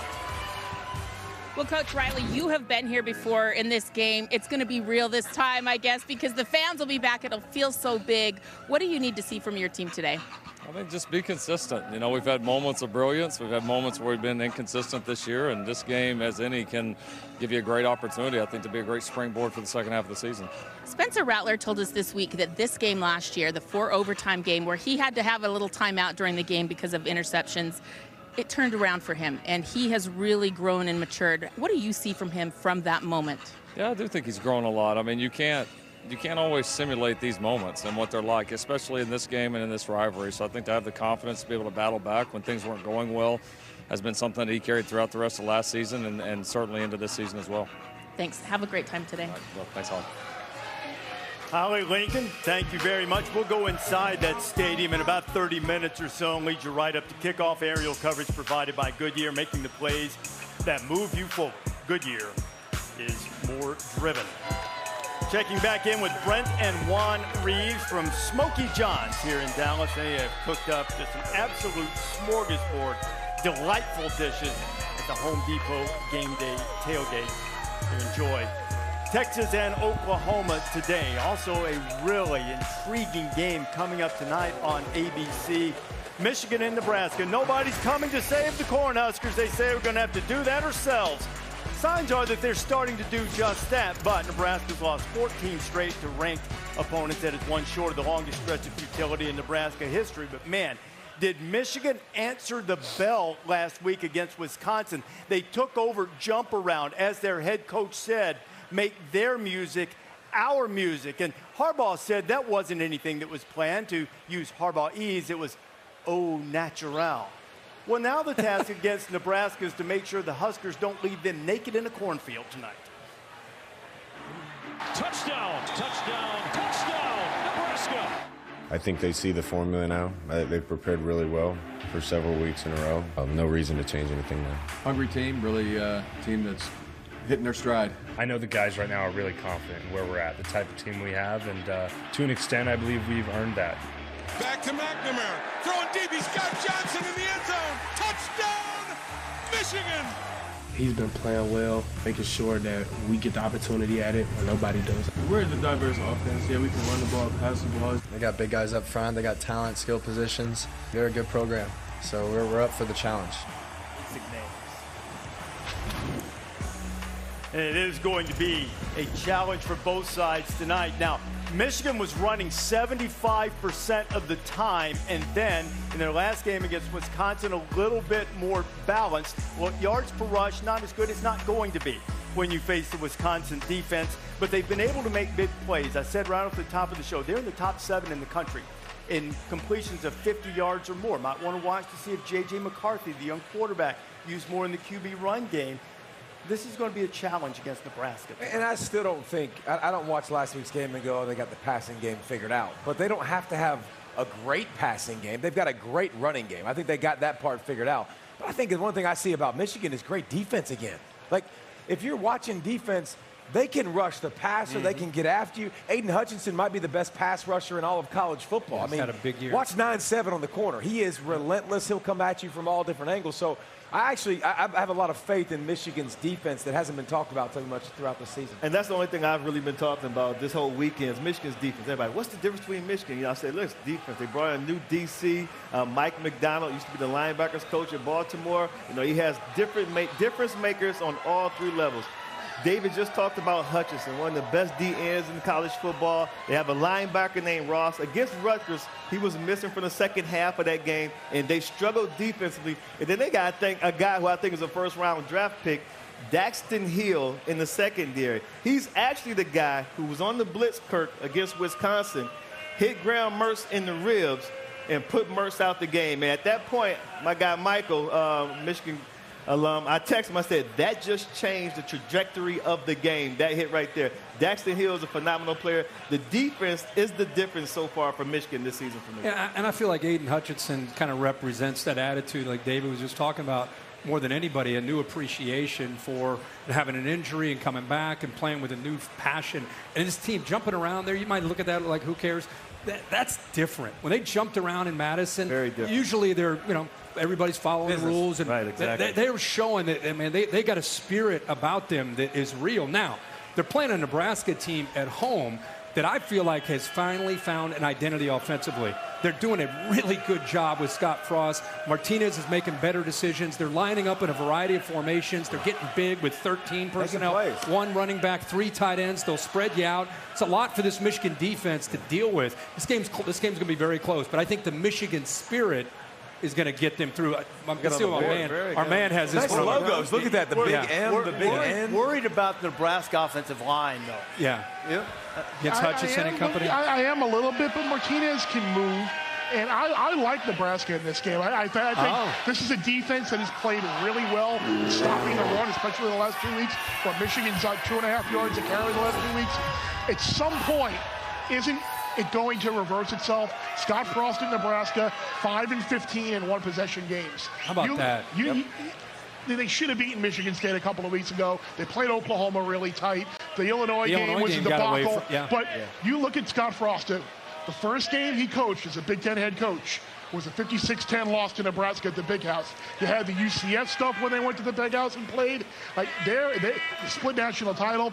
There isn't a team that he would love to beat, I think, more than Nebraska to kind of get that monkey off his back and maybe elevate this season to a positive manner. But I like Nebraska to pull the upset tonight. You gave me all those great numbers for Iowa to support their argument. And then you say, well, it's got to turn around for Nebraska. All those great numbers against them. So well, we take it whenever we want it. I mean, sometimes it's a regression to me, and sometimes it's not. I'm just saying, using both. But I like that Nebraska defense. They played really, really well. Bear, just tell them that sometimes it feels like art, and sometimes it feels like science. Right? Minus 2.5, Bear. If it comes down to a field goal, can Nebraska make a field goal? Well, that's the problem. Special teams have been terrible. That's the thing. Awful. You look at the SP Plus ratings, and Nebraska defense is top 20. Top 20 going forward. They held Michigan State in regulation in the second half to fewer yards than plays. Got to get out. They can't get out of their own way, though. I mean, that's the issue. That's the problem. They've got to solve that. We'll see if they do. 7:30 Eastern time on ABC. Michigan and Nebraska coming up. Now, Michigan State is also undefeated. We talked about Kenneth Walker a couple of times. Rutgers has scuffled a little bit in Big Ten play. Give me a quick pick there. Oh, wow. I tell you what, I like Michigan State's offense. Kenneth Walker is actually a transfer from Wake, so I like Michigan State in this game. I'm with you. But poor Rutgers, man. Golly, Michigan, Ohio State, 2 of the last 3 weeks. I think a lot of that has to do with today. I think Michigan State wins. You were talking earlier about teams just finding ways to win games. That's Michigan State right now. I mean, their defense has given up a ton of yards through the air. I don't know if that's an issue today. But I love this quarterback they found, Peyton Thorne. I mean, everybody's talking about Kenneth Walker, which they should. He's having a great year, breaking a lot of tackles. But I think the quarterback, they haven't had a quarterback back there since Connor Cook. And they got a guy right now that's doing a good job. 11 touchdowns, only 1 pick. he keeps playing like that, they're going to be a tough team to beat. And number 2 is down to 4.5 right there for Michigan State and Rutgers. Boy, Wisconsin in the build-up, they heard a familiar voice. Oh, boy. The guy who led him to 3 Rose Bowls, Brett Bielema, the former Wisconsin head coach from 2006 to 2012, will lead his new team against Wisconsin, Illinois, and Wisconsin today. I think Illinois is getting double digits. What do you like in the game? Double digits? Is it double digits, Bear? It is, isn't it? 11? Yeah, I think it's 11. Fighting the line now. With the points are outright. Outright? Outright. Outright? Outright. I get it. Wisconsin, how is Wisconsin giving 11 points? Bro, to anybody? Hey, somebody loves Wisconsin. I don't get it. Superdog. Like LC says. Somebody's got that as a super dog. You guys missed that. They're going to win outright. Yeah. I think Brett Bielema gets the win against the full squad. Exactly. You got outright. Yeah. No, I'm going to go Wisconsin. You got Wisconsin, okay. This is a rock fight, though. 11 might be the total. I would take the 11, but you do need to remember that 2 touchdowns covers it. You know, you find a way. Yeah. Might be enough. I saw Illinois against a rock fight. He's right. It's a rock. It's a boulder fight. Boulder fight, because those rocks aren't going to go very far. Greene County's down to kickoff, just over an hour away until Shane Beamer, who was on the staff at Tennessee early in his career under Philip Fulmer, visiting with some familiar faces, Tennessee and South Carolina, coming up in a little bit. Hey, when they go to the SEC, nobody's going to get fined for that, I don't think. You know, that's not going to happen. Look. And there he is. Best running back in college football. That's right. John Robinson. Nobody forces more missed tackles than that guy. Can Oklahoma get him on the ground consistently? Might be the best football player. Yeah, I don't think you're going to see 53 runs and 22 passes the way you did against TCU last week. Can you show what is this? How are we warming up here? What is this doing, Reese? Man, I don't know. Getting the core and firing up the lats, core. Get the lats. Kirk doing that on the sidelines. Oh, yeah, for sure. Stretched out. You're the youngest one, and you're the grumpiest. We didn't even warm up. These guys are doing all this newfangled stuff. We didn't even warm up. We just played. James Franklin's going to join the show before Penn State gets set to take on Iowa. He'll join us live to talk back at a Red River legacy. Chris Fowler will join us. Saw Casey Thompson warming up there. His dad, a great option quarterback for the Sooners. I obviously never thought that I'd be wearing burning one. I mean, any picture probably from whenever I was like 15 or 16, all the way back to when I was born, I probably was wearing some type of red or crimson. Look forward to that story on Casey Thompson. Don't go anywhere. What a morning in the State Fair. Starting to heat up out here, getting close. It'll be around 90, 95 maybe by kickoff. Hopefully with the heat index, we can get under triple digits. That's what you're looking for, kid. A lot more to come on College Game Day. Now a quick word from Pizza Hut. Let's get it out there.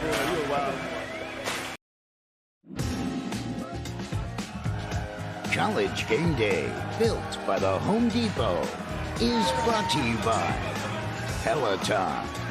Get the original bike at the best price ever. When you have a rivalry as intense as this one, meeting for the 117th time, Arkansas, the numbers written in the bathroom, it's a little more vitriolic. They've been a little edgier, a little meaner, I might even say. Definitely more vitriolic, for sure.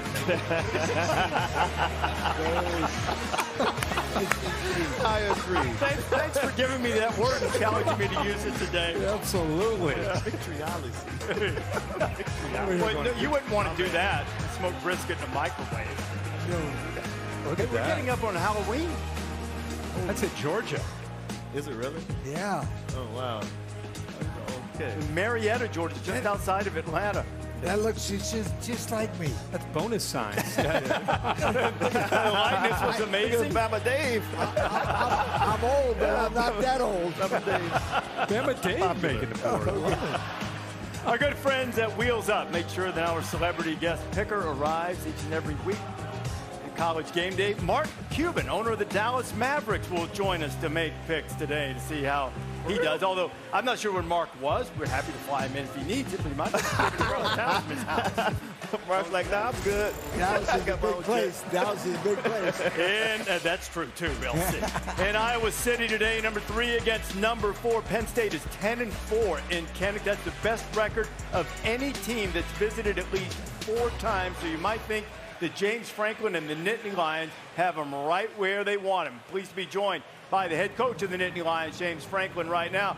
James, why is it that you think you've handled those visiting famous pink locker rooms at Iowa so well?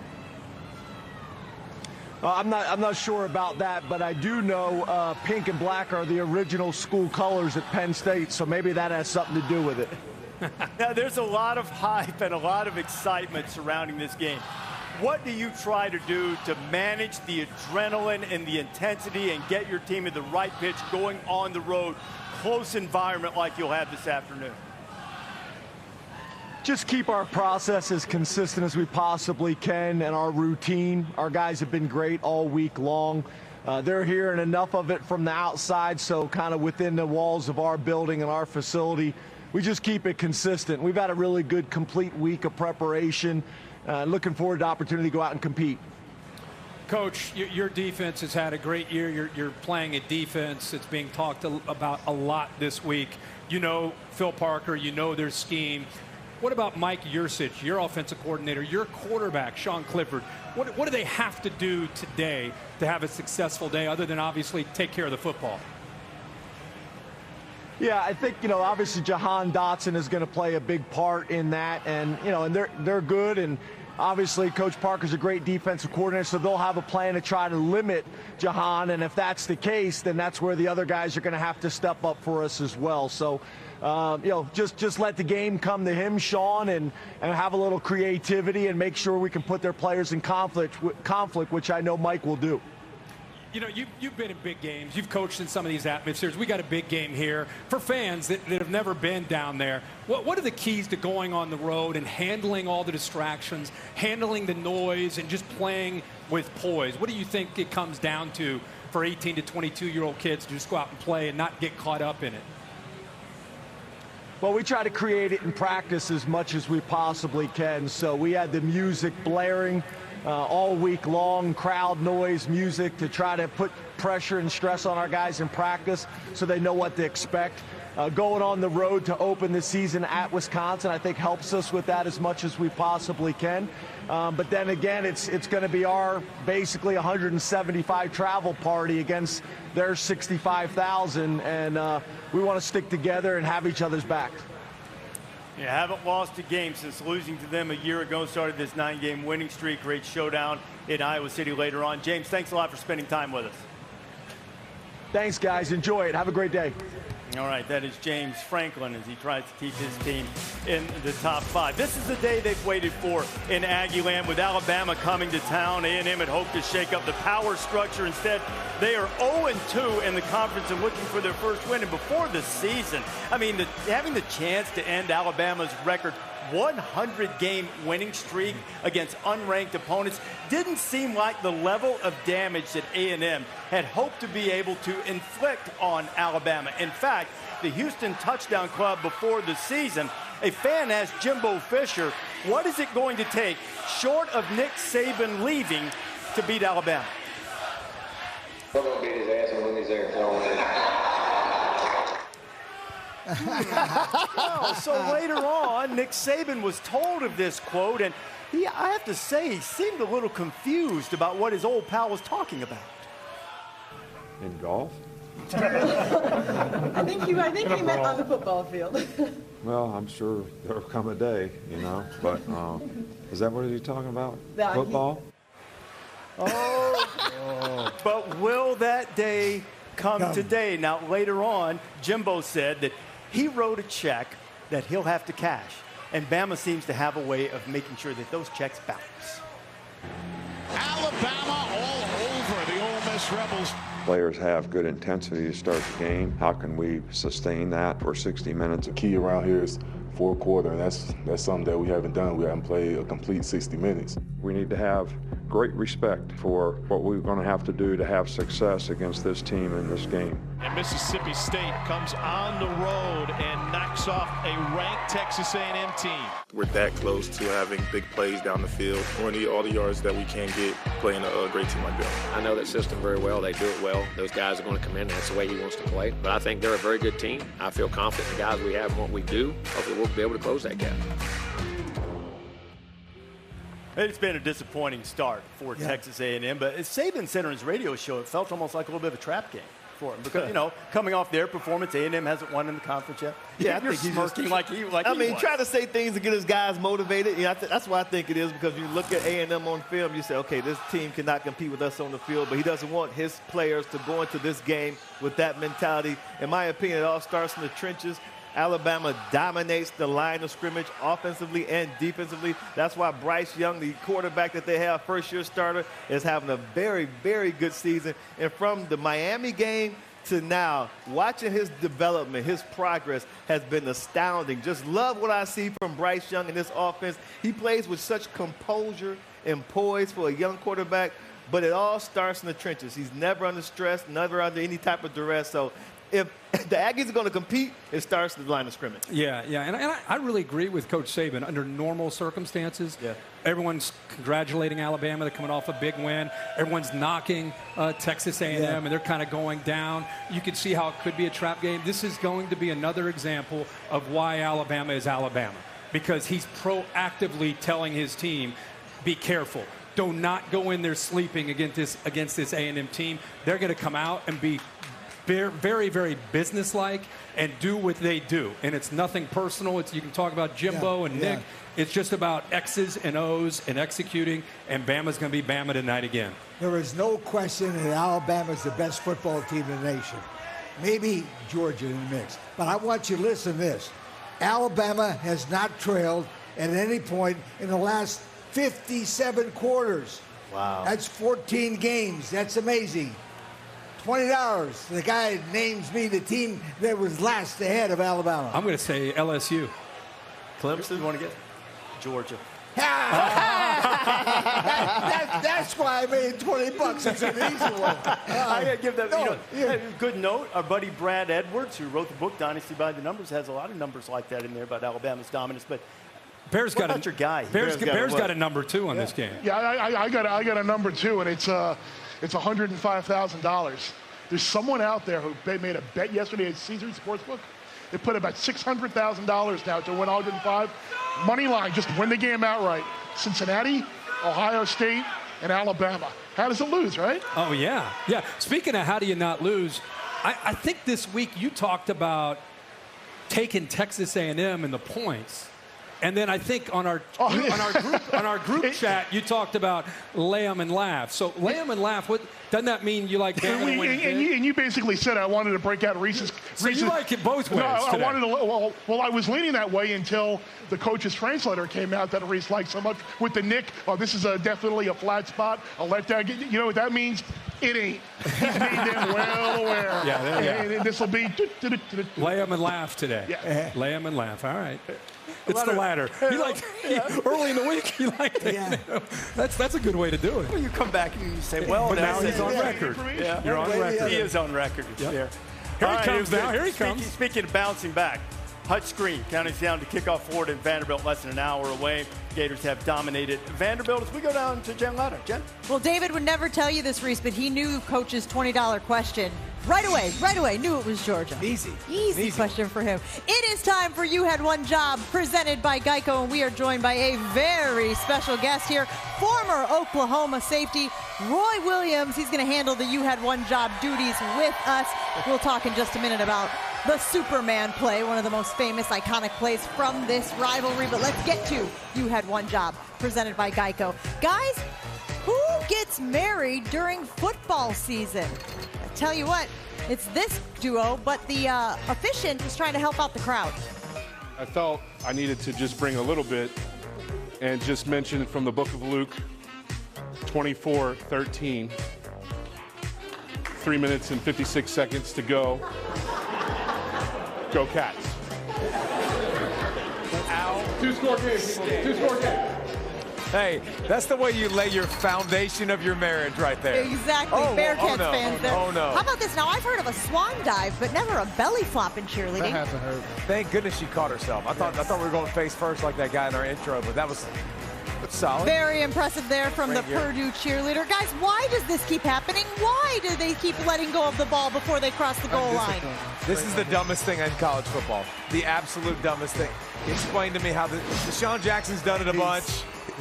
I mean, yes. I don't That get should it. be the Deshaun Jackson rule. Yes. That guy's face should be a meme. And this? No, I'm not in on this. I'm not in on robots, guys. I cannot unsee this. This is the worst. Is a robot twerking? Yes.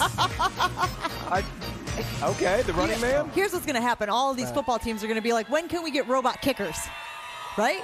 And you got I'm good robot with that. dancers. You could get some robot kickers. I'm just saying. Do away with kickers altogether. Just make them robots. I'm not trying to make robots take people's jobs, but sure. Roy Williams is joining us here on College Game Day. As we mentioned, you were responsible for one of the most iconic plays in all of this rivalry, and you've been to a few. Here of it these. is. When did you know you were leaving your feet is my question. In the TV timeout. Going to try to make a play. But talk about this rivalry in the stands and what it looks like. I mean, it's literally the half Cotton and half, Bowl. right? It's half and half. It's half the distance to the Cotton Bowl for Texas. Same difference for Oklahoma. I mean, the half and burnt orange. The barbecue smell, the corn dog smell, the fried smell, walking through the fair. But these the two game. teams, they respect each other, right? By no means. No. We walk in, like literally, when you walk down, my freshman year, when I was walking down the tunnel, I had no clue what this rivalry meant. And then literally I was enraged with hate for Texas. Like I hated them. You're like, I got and it I didn't now. even know them. I got it. I knew that. It's one player, and that's just what it breeds. I mean, it's no disrespect. After the game, it's whoever won, whatever. But before the game, it's all out war. Business. We don't like them. They don't like us. See you in the street, it's on, so it's awesome. We don't like them, they don't like us. We're going to take a break here on College Game Day. He's going to get this crowd going. What do you want to say to these crowd over here? Boomer! Boomer! Nice announcement.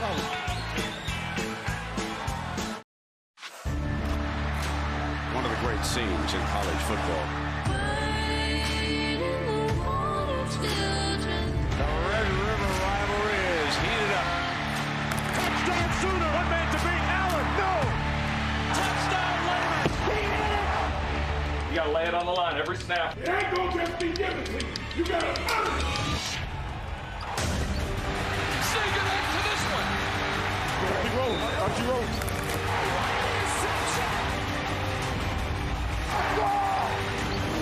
A strike from Spencer Rattler.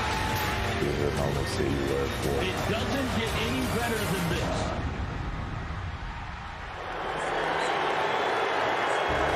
And welcome inside the Cotton Bowl on a sunny, breezy day. Less than an hour to kick off, the place beginning to fill up.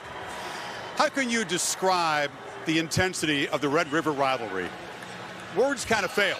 Even TV cameras cannot fully capture and convey the intensity of this spectacle. It has to be experienced. If you have a list of things undone in your life, I suggest you add this to it. What makes it unique? At the 50-50 split, you got burnt orange down here, crimson back there, and you got simultaneous joy and anguish every time the ball is snapped. It's unique. You can close your eyes and imagine guys making plays on this field in the rivalry. Whether it's Baker Mayfield, Kyler Murray, go back farther, Colt McCoy, Sam Bradford, go back farther, Adrian Peterson, Ricky Williams, Earl Campbell, back to Steve Owens, and all the defensive players and the special teams mistakes, all the controversies. Now imagine stepping into that today as the starting quarterback for the team that you grew up hating, and I mean really hating. Casey Thompson's family was all Oklahoma. His dad, Charles, raced around this field, running the Sooner Wishbone, beat Texas twice. His older brother, Kendall, also played for OU. So Casey Thompson's journey to this moment has had some twists and turns. He's had to switch colors and wait 3 years as a backup to arrive right here. Casey Thompson, this is your time to shine. And Charles Thompson has got Oklahoma back up on top. Thompson throws to the end zone, caught, touchdown, Texas. Thompson is a magnificent quarterback. Placed perfectly by Casey Thompson. When you were growing up, what were your feelings about the Texas Longhorns?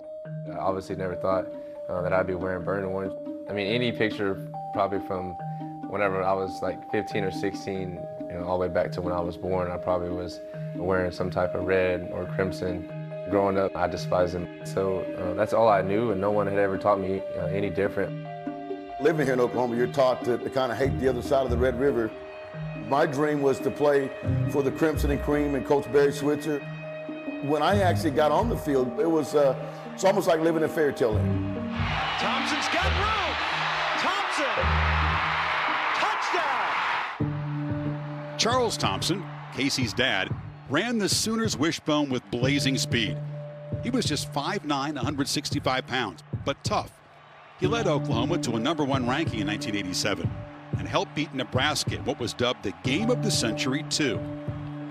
When you're a quarterback for University of Oklahoma and you got people patting you on the back each and every Saturday, you get this euphoric and this unreal feeling that you're above the law. We were winning. We had a lot of success. You know, I guess you could say we were living on the wild side a little bit, and ultimately we paid the price for that. One of the University of Oklahoma's star football players was arrested last night on drug charges. Charles Thompson was arrested late Monday night after an FBI undercover agent says he bought 17 grams of cocaine from Thompson.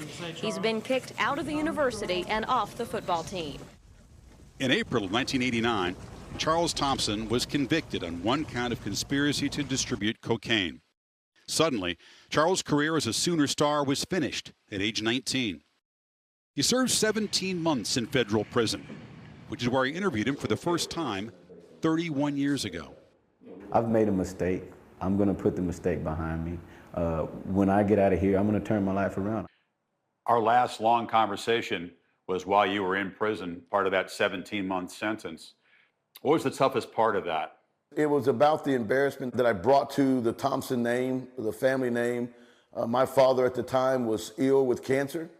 And the last moments that he remembered of me is, you know, being on the cover of Sports Illustrated. The last time I spoke to him, you know, I was incarcerated. So that was a tough time, you know, very dark time in my life. If you just get to the other side of it, you'll be amazed what can come of your struggles. I'll be able to someday have kids of my own and tell them the experiences that I went through. I think that because of that, I've made myself wiser. You know, someday I'll be able to really sit down and explain what life is all about to kids of my own. Charles kept that promise to himself. In 1992, 2 years after his release from prison, his son Kendall was born. Casey arrived 6 years later. What do you think Casey learned from the experiences you've gone through and the way that you shared your story with him? That, you know, life is not made in a box where you can recreate it. You can, you know, paint it the way you want. It has its ebb and flows, the ups and downs, the struggles. You got to persevere.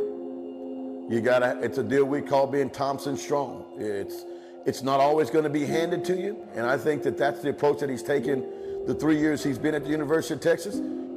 My dad has done a great job of just preaching patience and just being ready for my opportunity and also staying focused. The experiences that he went through in life, having to deal with adversity, has shaped and helped mold who I am today, and I'm very appreciative for that. It's approaching kickoff in Dallas. You see Casey running out there in a Texas uniform, getting set to play quarterback against OU. What are you feeling, Charles? So for me, when it comes to supporting Casey, and when he gets on that field, it's all gas and no brakes. That's why I changed the cap there for you. I'm 100% behind him. I will always love the University of Oklahoma. People know that I bleed crimson and cream. But for these years that my son has been at Texas, and certainly this year, I'm all burnt orange. I think that it's an amazing story, and it's an incredible story for our family. Blood is thicker than water. So obviously, you know, our blood is thicker than the Red River. You know, Casey had a conversation with Peyton Manning, who did not go to the family school, Ole Miss, chose his own path with the Tennessee. Worked out pretty well for Peyton, and that conversation certainly meant a lot to Casey. Thrilled to be joined by my old buddies Lee Corso, Kirk Herbstreit down here in the field. Good to see you. Kirk, you know, Casey Thompson, this is his 4th start. He's known for composure, for being calm. He's going to test that, though. There's a lot in his platter with the family history and what it takes as a quarterback to win this game. I think he'll get over the family history. his preparation is what Steve Sarkisian has really separated him, allowed him to take over the job. But to me, Texas today, it's about Bijan Robinson. He to me, has emerged as the top running back in the country. They've got to be able to run the ball. And really, since they lost to Arkansas, they've become a run-first team with Sark. So it's Bijan Robinson and then setting up Casey off play action and trying to make some big plays in the pass game. Pass protection often breaks down in this game, so both quarterbacks may be running around trying to make plays on the move. Lee, you're going to have the ringside seat, as we have so many times for this great spectacle. What comes to mind when you think Red River? Shooting the shotguns. I love those guns, Oklahoma guns. I've shot them 6 straight times. We remember. How loud is that? People don't realize with these mics, it's like amplified. It's like times 100. People are always like, "Why are you surprised?" I'm saying it's so loud. Are you going to shoot them off today? No, I mean. He said no. What in your mind decides who's going to win this ball game today? Red zone defense. The team that plays best in red zone defense will win this game. They'll force field goals, not touchdowns. And if you want to do it, check me on this. Check the number of field goals they force, and that's the winner of this game. I think it's the quarterback play. I mean, in a hyped-up game like this, a lot of emotion. Which quarterback can avoid that turnover? Both these quarterbacks, especially Spencer Rattler, have a tendency, they want to make a play. And no bigger atmosphere do you want to make a play than this. They've got to just play within their means and not try to make a play. That's when they could turn it over. Easier said than done. Yeah, no doubt, no doubt. All right, guys. Get back to the set over there. I'm going to be watching to see if you do shoot that over your gun again. Nice to see you, my man. Yeah, we'll see in a little bit. Give me a gun. Give me that gun. Reese, back to you. All right, Chris. Just as this stadium is going to be divided by color 50-50, burnt orange and crimson and cream, the same is going to be true in Kinnick Stadium today, though the colors are going to be black and gold, a spirit game, alternating sections where it will be all Iowa. It's the biggest game in Kinnick Stadium since the Hawkeyes beat Michigan in a 1-2 matchup back in 1985. Neither Iowa nor Penn State has won a top-5 matchup this century. Iowa's defense has been overwhelming, and while they face some decent offenses, nothing quite like they'll see from Penn State and Jahan Dotson, as both teams are trying to prove that they are worthy of their ranking and the hype. I don't think if we really know if Penn State's the 4th best team in the country. Hawkeye fans, get ready. We coming. You'd like to say you know how this game is going to go, but there is a sort of big question mark around all of this. All the way up. All the way up. Don't think about tomorrow. Don't think about no break. Let's finish strong. Back goes Clifford. Delivers near side for Dotson. He can run. He can catch. He can make people miss. I'm not saying he's the best player in the team, but he may be. Reaching up, Dotson, touchdown! Last week's a great illustration. We were disruptive to the quarterback. Understanding where we need to be for any mistakes that the quarterback might make. You know, the big storyline for this game is turnovers. That's defined their season so far. Intercepted by the Hawkeyes. Their scheme is very sound. All 11 are playing as one. That's something that we have to combat. Play our brand of football, play aggressively, and have fun out there. What do we... So Penn State and Iowa, this is the matchup here. You see the number of drives that each team has had or faced. Iowa's allowed just 7 touchdowns, 1 out of every 10 drives wound up in the end zone. They forced all of those turnovers. They lead the nation in points off of turnovers. And in fact, they're plus 54 in scoring margin off turnovers. That's a really big factor in this game. Penn State, can they take care of the ball? Can Iowa force them? It's a huge factor. And you tell you what, listening to Coach Franklin, you listen to the other players, they talk about Iowa's defense. You understand that that's the focal point. That's been the focal point this whole week of practice, making sure that their quarterback, Sean Clifford, protects the ball. Sean Clifford has played in some big games. He's not going to be intimidated. But with that in the back of his mind, you have to worry, think, David, is that going to force him to turn the ball over? Because that's been the whole theme this whole week. Don't turn the ball over against Iowa's defense. Well, he showed it last year. He had a propensity to do that. He's kind of put that behind him. But I tell you what, this is a zone defense with Iowa. Yep. You got to be able to beat him with speed. You got to be able to dump the ball on the perimeter. You got to be able to have guys that are fast. Well, it's a good thing Penn State can do that. They got some receivers that are really good out wide that can absolutely go. This is the first thing. I went back to Wisconsin because Wisconsin's a heavy zone team. Get the ball out of your hand quick. Parker Washington into the flats right now. Again, they can't outnumber me out there and in the box, so they got to pick their poison. That's a 2-yard pass. It gets 8. That's fine. I'll live with it. Now, Jahan Dotson's the best wide receiver in college football. I'm going to get heavy zone. Put that sucker in the slot. We use a little bit of motion, use a little bit of eye candy. It's a great job. Kirk showed this earlier. Clifford buying time with his feet, able to reset. You got speed and you got space now. You got to work between the safeties and find opportunities and find holes. Mike Yurcich does a great job with his offense, understanding how to attack zone. Guess what? Zone, Sean Clifford, this is what he does best. He's a really good athlete. Buy time. This year, his eyes are up against zone coverage. That's what I like. Last year, he took off every time he got pressure. Look, get close to the line of scrimmage. You're in zone, you got eyes on the quarterback. Guys get to move around and find holes in those zones. I think you're going to see a lot of that today. Find your wide receivers on the outside who have a big-time speed advantage, and then the feet of Clifford can be a big deal in attacking this great Iowa defense. Yeah, for sure. His feet have got to be a factor. Phil Parker, you guys know, he's been there at Iowa as a defensive coordinator. He's been there in 21 years, 10th year as the defensive coordinator. The one blessing he had coming into this year is a veteran back seven, the linebackers, the secondary. They know the system inside and out. The defensive line has been getting better and better. But you're right, they're a zone team. They're physical, they're cohesive, and they're very opportunistic. Right now, it's a defense that, to me, is creating more turnovers, as you see the stats, more than anybody in the country. Let's look at the Goodyear more driven video of the week, and it's the Iowa defense. And this is an example of awareness we just talked about. He's up, and Brookins in a 2-point stance. He sees jet sweep, and I talked to Phil Parker. He said that's just instincts. He saw the jet sweep, he felt that, and he went up vertically and made a play. Jack Campbell, 31. He's 6'5". Here's awareness. He thinks this receiver's settled. The receiver actually is deking him. He gets behind him, and he reacts late, but at 6'5", the length to be able to tip that ball, eyes on the ball, Kerner comes up with the interception. It's a game that Reese and I did. It's easy to see the interception here by Hankins, but the tip by Joe Evans, eyes on the ball with zone, opportunistic defense again. This defense has created 16 turnovers, 12 interceptions. They give the ball to their own offense in plus territory all year long. Will that continue is the main question. You can see the advantage that they've had all year. Their offense hadn't had to do a whole lot.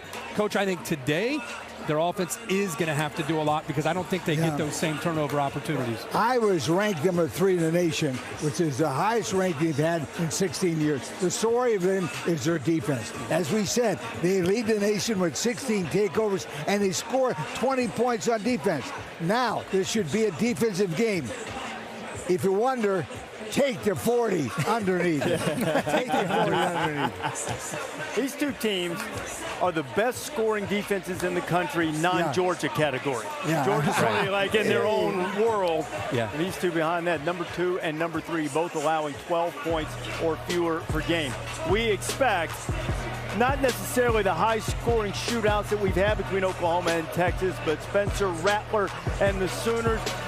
Texas has been vulnerable on down-the-field passes. The question is, will Rattler have enough time to do it? And then Casey Thompson, in his first start against his boyhood favorites, lead his team to a win.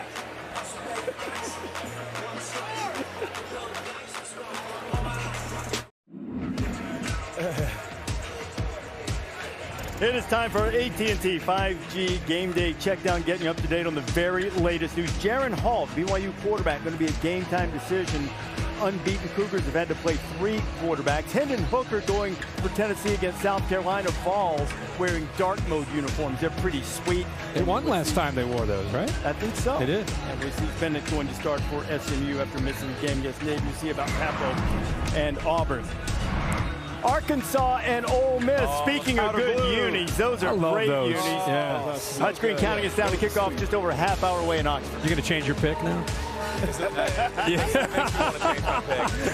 Powder blues are about as good as it gets in business. Remember, 6 picks last year when Corral faced this defense. They built their system to try to go against it. KJ Jefferson, an awful performance as a unit. They've got to play much better, obviously, and they're not playing Georgia, so that'll help. Bumper Pool leads a trio of linebackers who will try to get after Corral, try to keep everything in front. as they did last year. Aerial coverage provided by Goodyear to reach the end zone. All you need is drive. Goodyear is more driven. 92,100 is the capacity here in the Cotton Bowl. It's evenly divided in tickets. Look at the sea of humanity out there. They're saying 275,000, maybe close to 300,000 people will come through the State Fair today. There's just not another setting in the game like this. Very unique. Split the stadium literally right down the aisle and have the setup around at the State Fair around the stadium. It's incredible. And Wheels Up, make sure a celebrity guest picker gets here every week if they need the help. Like LC pointed out earlier, Dallas is a big place. Mark Cuban is our celebrity guest picker. This game, this stage, this rivalry, they don't just take the best performance of the day and give somebody man of the match. This is when legends are created. Like Peter Gardier. Peter Gardier threw more interceptions than any quarterback in Texas history. But next week, he's going into the Texas Athletics Hall of Fame. Why? Because he's the only quarterback in the history of this rivalry to go 4-0. Led the Horns to 4 victories in 4 starts. There's a big golden hat to be tried on today, and Spencer Rattler and Bijan Robinson most likely to don it. Rattler, play action, under pressure, evades it, throws end zone, got it, touchdown! And Oklahoma has taken control. He's the engineer of the train. It can't be Baker Mayfield, Kyler Murray, Jalen Hurts. He's Spencer Rattler. He's the quarterback at Oklahoma. I give the kid credit. He is not bad to deny. He's a game player. You got to be on all our cues this game. Robinson up the middle, able to break another tackle and another one. House call for Bijan Robinson, touchdown Texas. He's an insane football player. Bijan has been responsible for so much of our success. He's just a complete player. He can run for speed, he can run for power. He's a tremendous route runner. He's got good hands. It's no secret that they have one of the top backs in the league. They have good players on their side, but we have good players on this side as well. But doesn't lose speed. The offense is high-powered historically. Even this season, when some have questioned them, the numbers are solid. Not as many 20-yard plays, big plays from Oklahoma as you would expect, Des. So opposing quarterbacks against the Longhorn defense, throw it 20 yards downfield, QBR is perfect, 100. Yeah, I tell you what, we talk a lot about Oklahoma's offense, and obviously a lot of blame on Spencer Rattler. People talking about Lincoln Riley, but I think that there's some blame that goes to Spencer Rattler, not all the blame, but I'm going to show you a tape that gives you a couple of clues of things to look for in today's game when they take the field against Texas. Now here it is against Kansas State. Kansas State's defense, they drop 8, meaning they're only going to rush 3. Now they have 6 guys to block 3. That's 2 for 1 right there. Third down, Spencer Rattler has to be more conscious of the situation. You got 6 guys blocking 3. He ends up taking a sack. He has to be a little more aware and maneuver the pocket better. This is where they get creative. Number 27, he's actually a tight end / H-back. They run him on reverse. That's Jeremiah Hall. A little bunch formation to the right. Tricks Kansas State. They use Hall in various ways. This is what we're going to see Spencer Rattler do today. Identify man-to-man. He knows it's a blitz. Watch, he does not take his eyes from down the field. He avoids the blitz, directs traffic, and throws a touchdown to Michael Woods II. This is what we're going to need to see more of, because you know Texas is going to be geared up. They're going to be coming after Spencer Rattler. He's been scrutinized. He's been booed by his own fans. This is his opportunity right now to earn a tremendous amount of respect. And if he's a Heisman candidate, this is that moment. This is that game where you show it. He has great receivers, young, fast receiver like that, like Williams. He can blow the lid off the defense. And then I told you about Hall. Hall had 2 touchdowns a week ago against Kansas State, tight end / H-back. Lincoln Riley's going to use him in various ways. Great blocker. But this is the workhorse right here, Kennedy Brooks. He only averages like less than 10 touches a game as a running back. I think he's going to have to carry the ball a lot more today, get that offense going, LC. I think they need to establish this running game with Kennedy Brooks today. Texas has a shot at upsetting number 6 Oklahoma. How? First, quarterback Thompson. All they do is score points when he's in the game. Running back Robinson. He's number 2 in the nation in yards per carry. And number 3, terrific red zone defense. Now listen to this. Texas has 2 chances to win this game. Slim and none. And Slim's still in the building. Oh, he didn't leave. Slim did not leave no, town. he's not leaving. Watch out, Oklahoma. Okay. Watch out. You're giving us a little lean there. Yeah, you're reading my notes here, too, a little bit, because I'm going to talk about this Texas offense and what they're able to do. Steve Sarkisian has kind of redefined who they are. He told me last night, we tried to be Alabama, where I came from the first couple of weeks. Wasn't working. This team's not ready for that. Who is? So they decided to change and become more physical. I love it. Bijan Robinson is where this thing's going to start today. Yards after contact and missed tackles. Add them up, because number 5 will be very tough to tackle for an OU defense that doesn't tackle well. Here's Sark. Pre-snap movement. Okay, the defensive back ran with him. Quarterback knows, I got man-to-man. I got Bijan Robinson man-to-man against the backer. The backer blitzes. This is 4th and short. Makes it easy. So give the quarterback indicators with pre-snap movement, something that Sark's as good as anybody.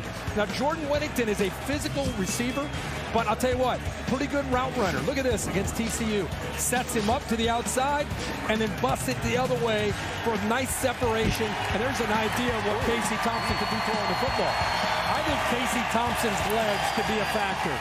He's a pocket quarterback who happens to be athletic, very much different from his dad. His dad was a great athlete. Casey wants to throw it, but when they're covered, he's not afraid to pull it down, recognize it, make a guy miss. And look at this. He's not just looking to slide.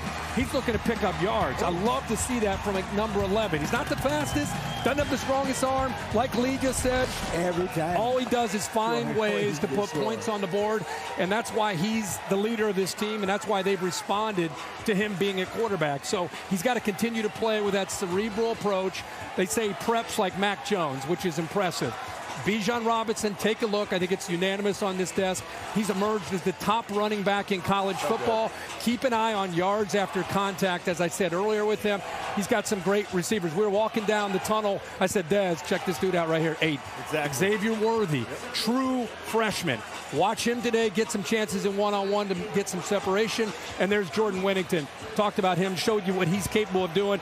Really great blocker, but when he gets separation, he can take it to the house. Now, and so I got to defend all that from Oklahoma. So what do they do best? They stunt. They stunt like madmen up front. They create tackles for a loss. They create sacks by moving the guys. And they got a lot of guys up front that they can do it with. But just watch. This is on one single play.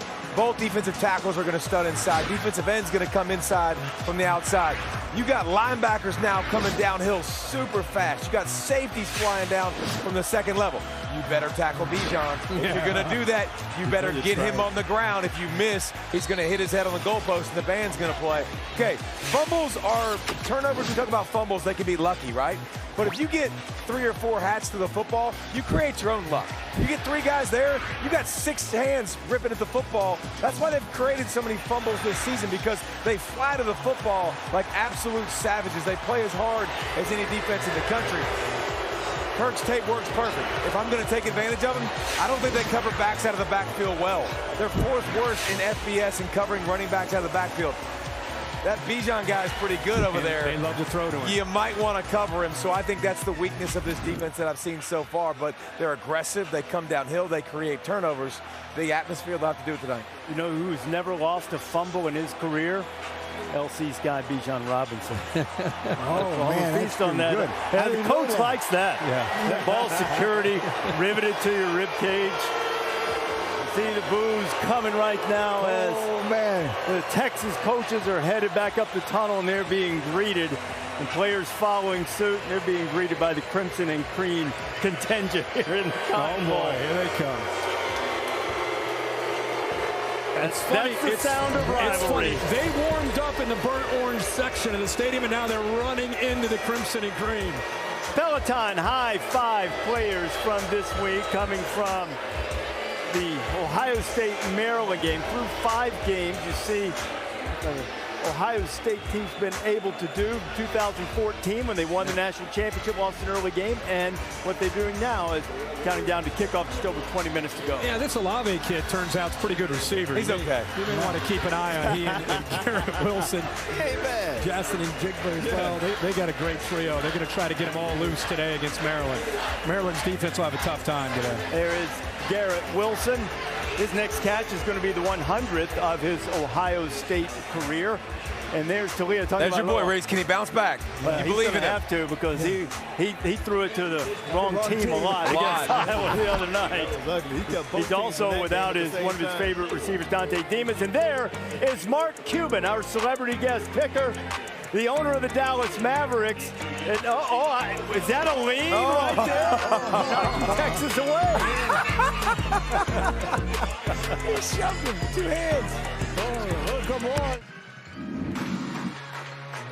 College Game Day is built by the Home Depot.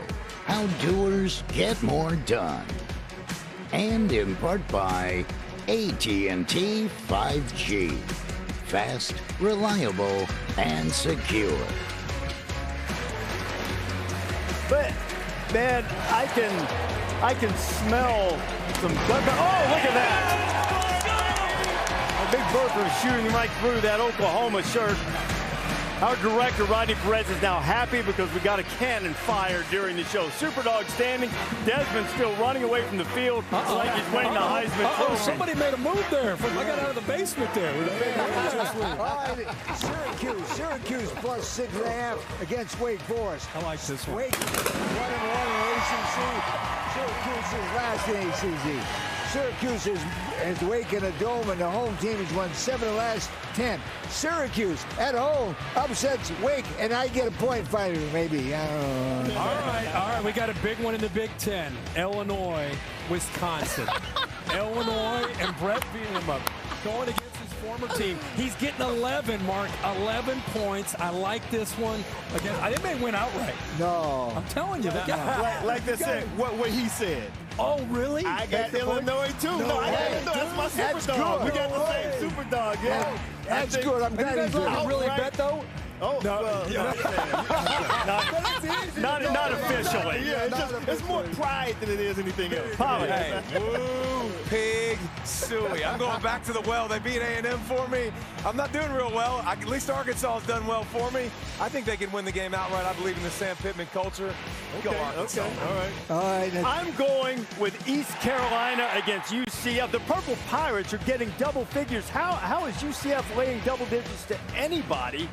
I'm going to go ECU right there. Keaton Mitchell went for 200 yards. Holton Eilers has played quarterback there for about 20 years. East Carolina, 6 o'clock on ESPN. Who's on top of the celebrity standings? Well, let's see. Well, we're painting up some things. Kane Brown from the opening week in Charlotte, still at 9-3. Boy, Harris, hanging on, huh? He's Saquon down there at 500.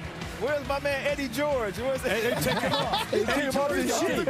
You know why he took him so off? bad he's off the sheet. I just got to beat my guy Ashton Kutcher. That's all I got to do. There you go. Mark Cuban is joining us here to be our celebrity guest picker. And Des, let's start with the fight. You're our fight expert. You got Deontay Wilder, Tyson Fury fighting again tonight. Who wins that? The classic match of a puncher in Wilder against a boxer in Fury. I think Fury has great footwork. He's 40 pounds heavier.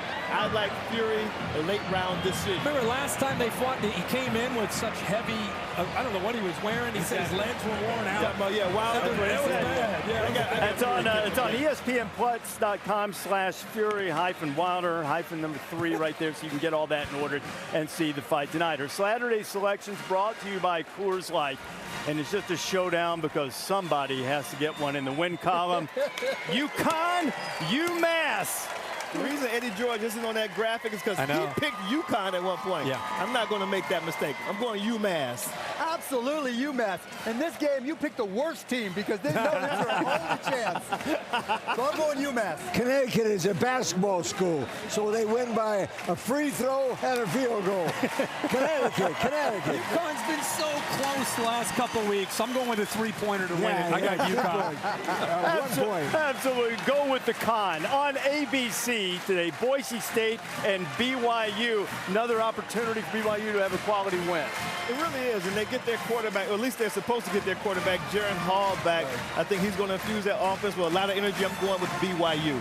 Yeah, you know, this is their chance to get the trifecta. They've beaten Utah and Utah State. This is a big rivalry opportunity. Yep. BYU all day. Man, you're good. BYU is my pick. The best team outside. Hello, BYU. Yeah, the band was nice enough to come right here into our end zone. I'm with you guys. BYU has become a great story. Kalani Sitake's doing a great job. Lost Zach Wilson, lost his offensive coordinator. This team's playing with an edge. BYU. Can't have everything. Got sun out of your eyes. Got to have the band in your ear. ACC Network tonight. Notre Dame, Virginia Tech. Week 6, still trying to figure out this Notre Dame ball club. Who are they? What are they? I like Virginia Tech at home at night in Blacksburg. I'm going Hokies. Well, you know what? I went to Indiana when this guy was there, so I can't root for Notre Dame in anything. Virginia Tech at home, let's go. Not so fast, my friends. I'm going with... Always. All year we've been doing this. Always. Well, they need to do this with their quarterback and line play because it's just not been working out at all. Lane Stadium, Inner Sandman, Virginia Tech's defense is the difference in the game. And we are expecting that Jack Cohn's going to get another start for Notre Dame at quarterback on ESPN2 this afternoon, 3:30. Undefeated Wake Forest against Syracuse. I think Syracuse is going to really play a high-spirited game, but I think Wake is going to be too much. Wake Forest in a close one. Yeah, Wake Forest is one of the best offenses in the country, and Syracuse has struggled a lot, going through a lot of changes. I think it's Wake Forest. I don't think it's close. Syracuse is my underdog, and that's my story, and I'm sticking to it. You have any interest in being our celebrity picker all year? or maybe another analyst? I mean, damn, this guy knows college football. He's like the Dirk Nowitzki of celebrity pickers. Luka Doncic. Luka Doncic. Jimmy, I went back and forth on this game. Who did I end up with? Syracuse. Syracuse's defense, and I love the way Garrett Schrader's playing at quarterback to transfer over from Mississippi State. It's an upset. I like Syracuse to win it all. All right, in the Pac-12, Oregon State leading the North against Wazoo. Like what I see out of Oregon State right now, 4-1 in the North, and Jonathan Smith has done a tremendous job. These players are believing. I got Oregon State over Wazoo easy. Yeah, I agree. They have a chance to have a special season, and Washington State can't score. No. OSU can score all day, so I got Oregon State. Gotcha. They'll score enough to beat them. Cougars upset. Oh, come on, Lee. What are you just doing this? You're just doing this to make me mad because all those days back at IU, right? You guys, all you IU guys stick together. I'm going Beav as well. I think the Beavers can get it done. So impressed with Jonathan Smith.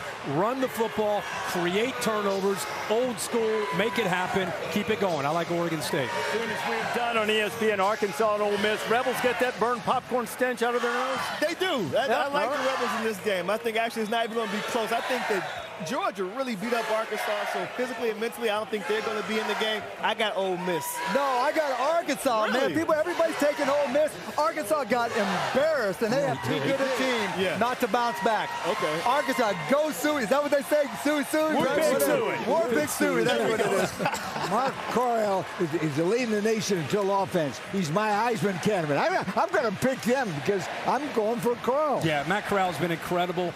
He needs a bounce back week. Both teams. That's what makes this game so interesting. Both these teams need to forget about last week. I think Matt Corral, Lee's guy, avenges last year. 6 interceptions against Arkansas last year. I think he gets it done this year playing at home. All right, in the SEC, LSU and Kentucky. I tell you what, when I thought about this game, I said, we're going to do the picks. And normally this is like when Kirk says, everybody pick UK. You see all those UK logos, you go LSU. I believe LSU is going to rise to the occasion today. I'm going Bayou Bengals. Nope. It's UK. I hate the Wildcats, but you got a balanced offense, a defense that gets stops when they need them. Yeah. LSU hasn't beaten a top team yet. True. UK Wildcats. Wow. You're very, very good. I'm telling you. Kentucky has 10 seniors starting on defense. Kentucky's defense wins this one. I think the defense, they got to get more out of that offense in a game because last week they blocked the field goal and scored. Give Kentucky and Mark Stoops credit. They're finding ways to win games.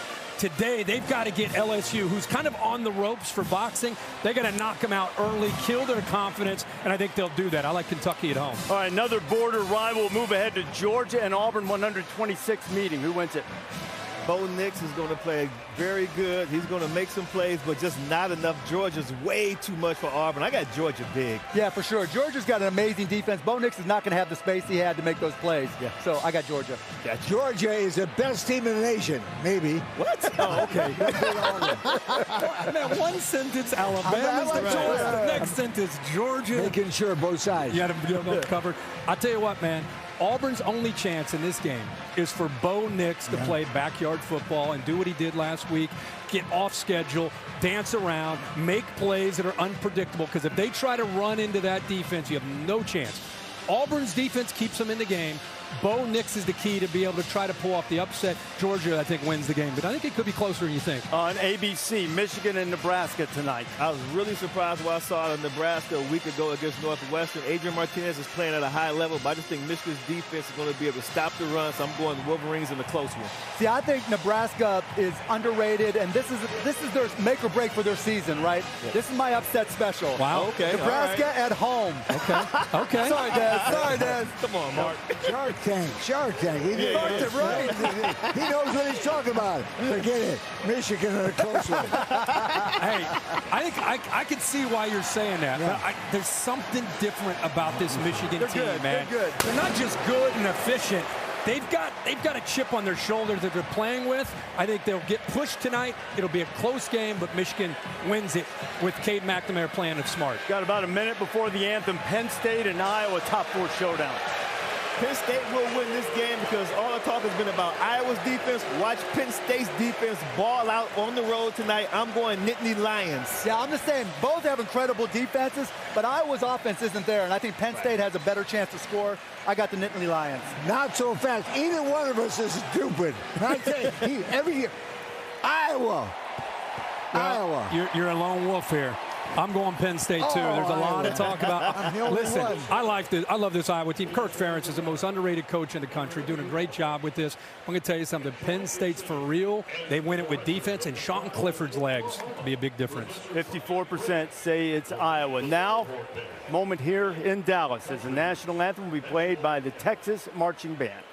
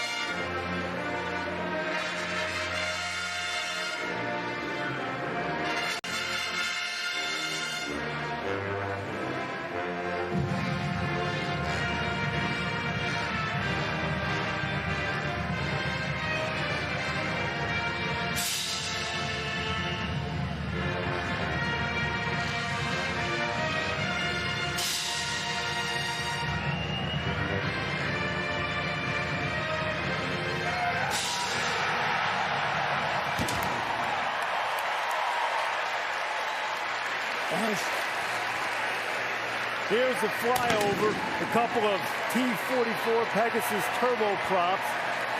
Those turboprops will hit you about 300 miles an hour, just sort of bringing the energy and the adrenaline into this Cotton Bowl as if you really need it for this rivalry. The battle line drawn right down the center of the stadium at the 50-yard line for a great scene, one of the grand spectacles in all of college football right here. That kind of gets you. Oh, it's great, man. Right there, the chills come. I mean, I like you guys, but I love coming down on this. This is special. All right, Texas and Oklahoma. This is a rivalry with every ingredient. There's contempt, there's jealousy, there's crooked officials, there's allegations of cheating. Stars have been made every year since 1929. They've clashed on this ground, supposedly a middle ground with a giant talking cowboy, crazy food, big Ferris wheel to create one of the grand spectacles. Soon they'll move into a conference where it's said it just means more. How in the world could it? This is a big game for us. We know what type of rivalry this is. One of the biggest games, not just in college football, but in football as a whole. It's a big-time game. It's Texas versus OU. Both teams are competing for a Big 12 championship right now. It's the intensity and the fight in this game. It takes everything out of you to win it. These are the moments that you live for. These are the moments that you want to play in. Good. All right, Kirk is going to go up and call the game with Chris Fowler, so no pick from Herbie here, but you can. Texas or Oklahoma? Texas will have the best football player in this game, and Bijan Robinson right now, he's probably in the lead for the Heisman as far as I'm concerned, but I think that Spencer Rattler is going to ball out today. He remembers what happened last time.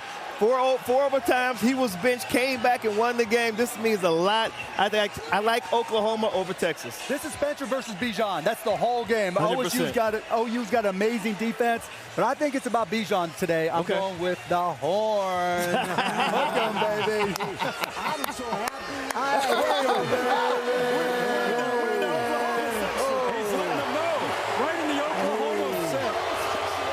Wait till they see this. My daughter's going to go to school there. I got you. My turn. I'm so happy to be here. It's one of the best scenes in college football. Everybody's here. Bevo is here. My friend Bevo, where is he? Hey, Bevo. Hey, Bevo. Look at him. Handsome, beautiful, steady.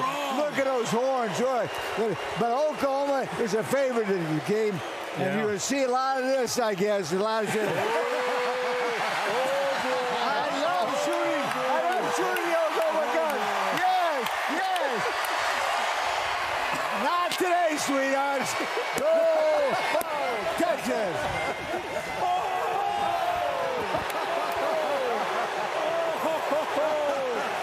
Davis took those horns down and turned them around. Stuck them straight up. The ultimate fake. Oh, my God. Still got the moves. Classic. How great was it to have Mark Cuban with us, man? Thank you. Really Terrific. Mark Cuban, the owner of the Mavericks. Great job, bro. LC goes with Bevo. Remember, this game is over on ABC starting now. Arkansas and Ole Miss coming from Oxford on ESPN. You're not even mine. Too much fun.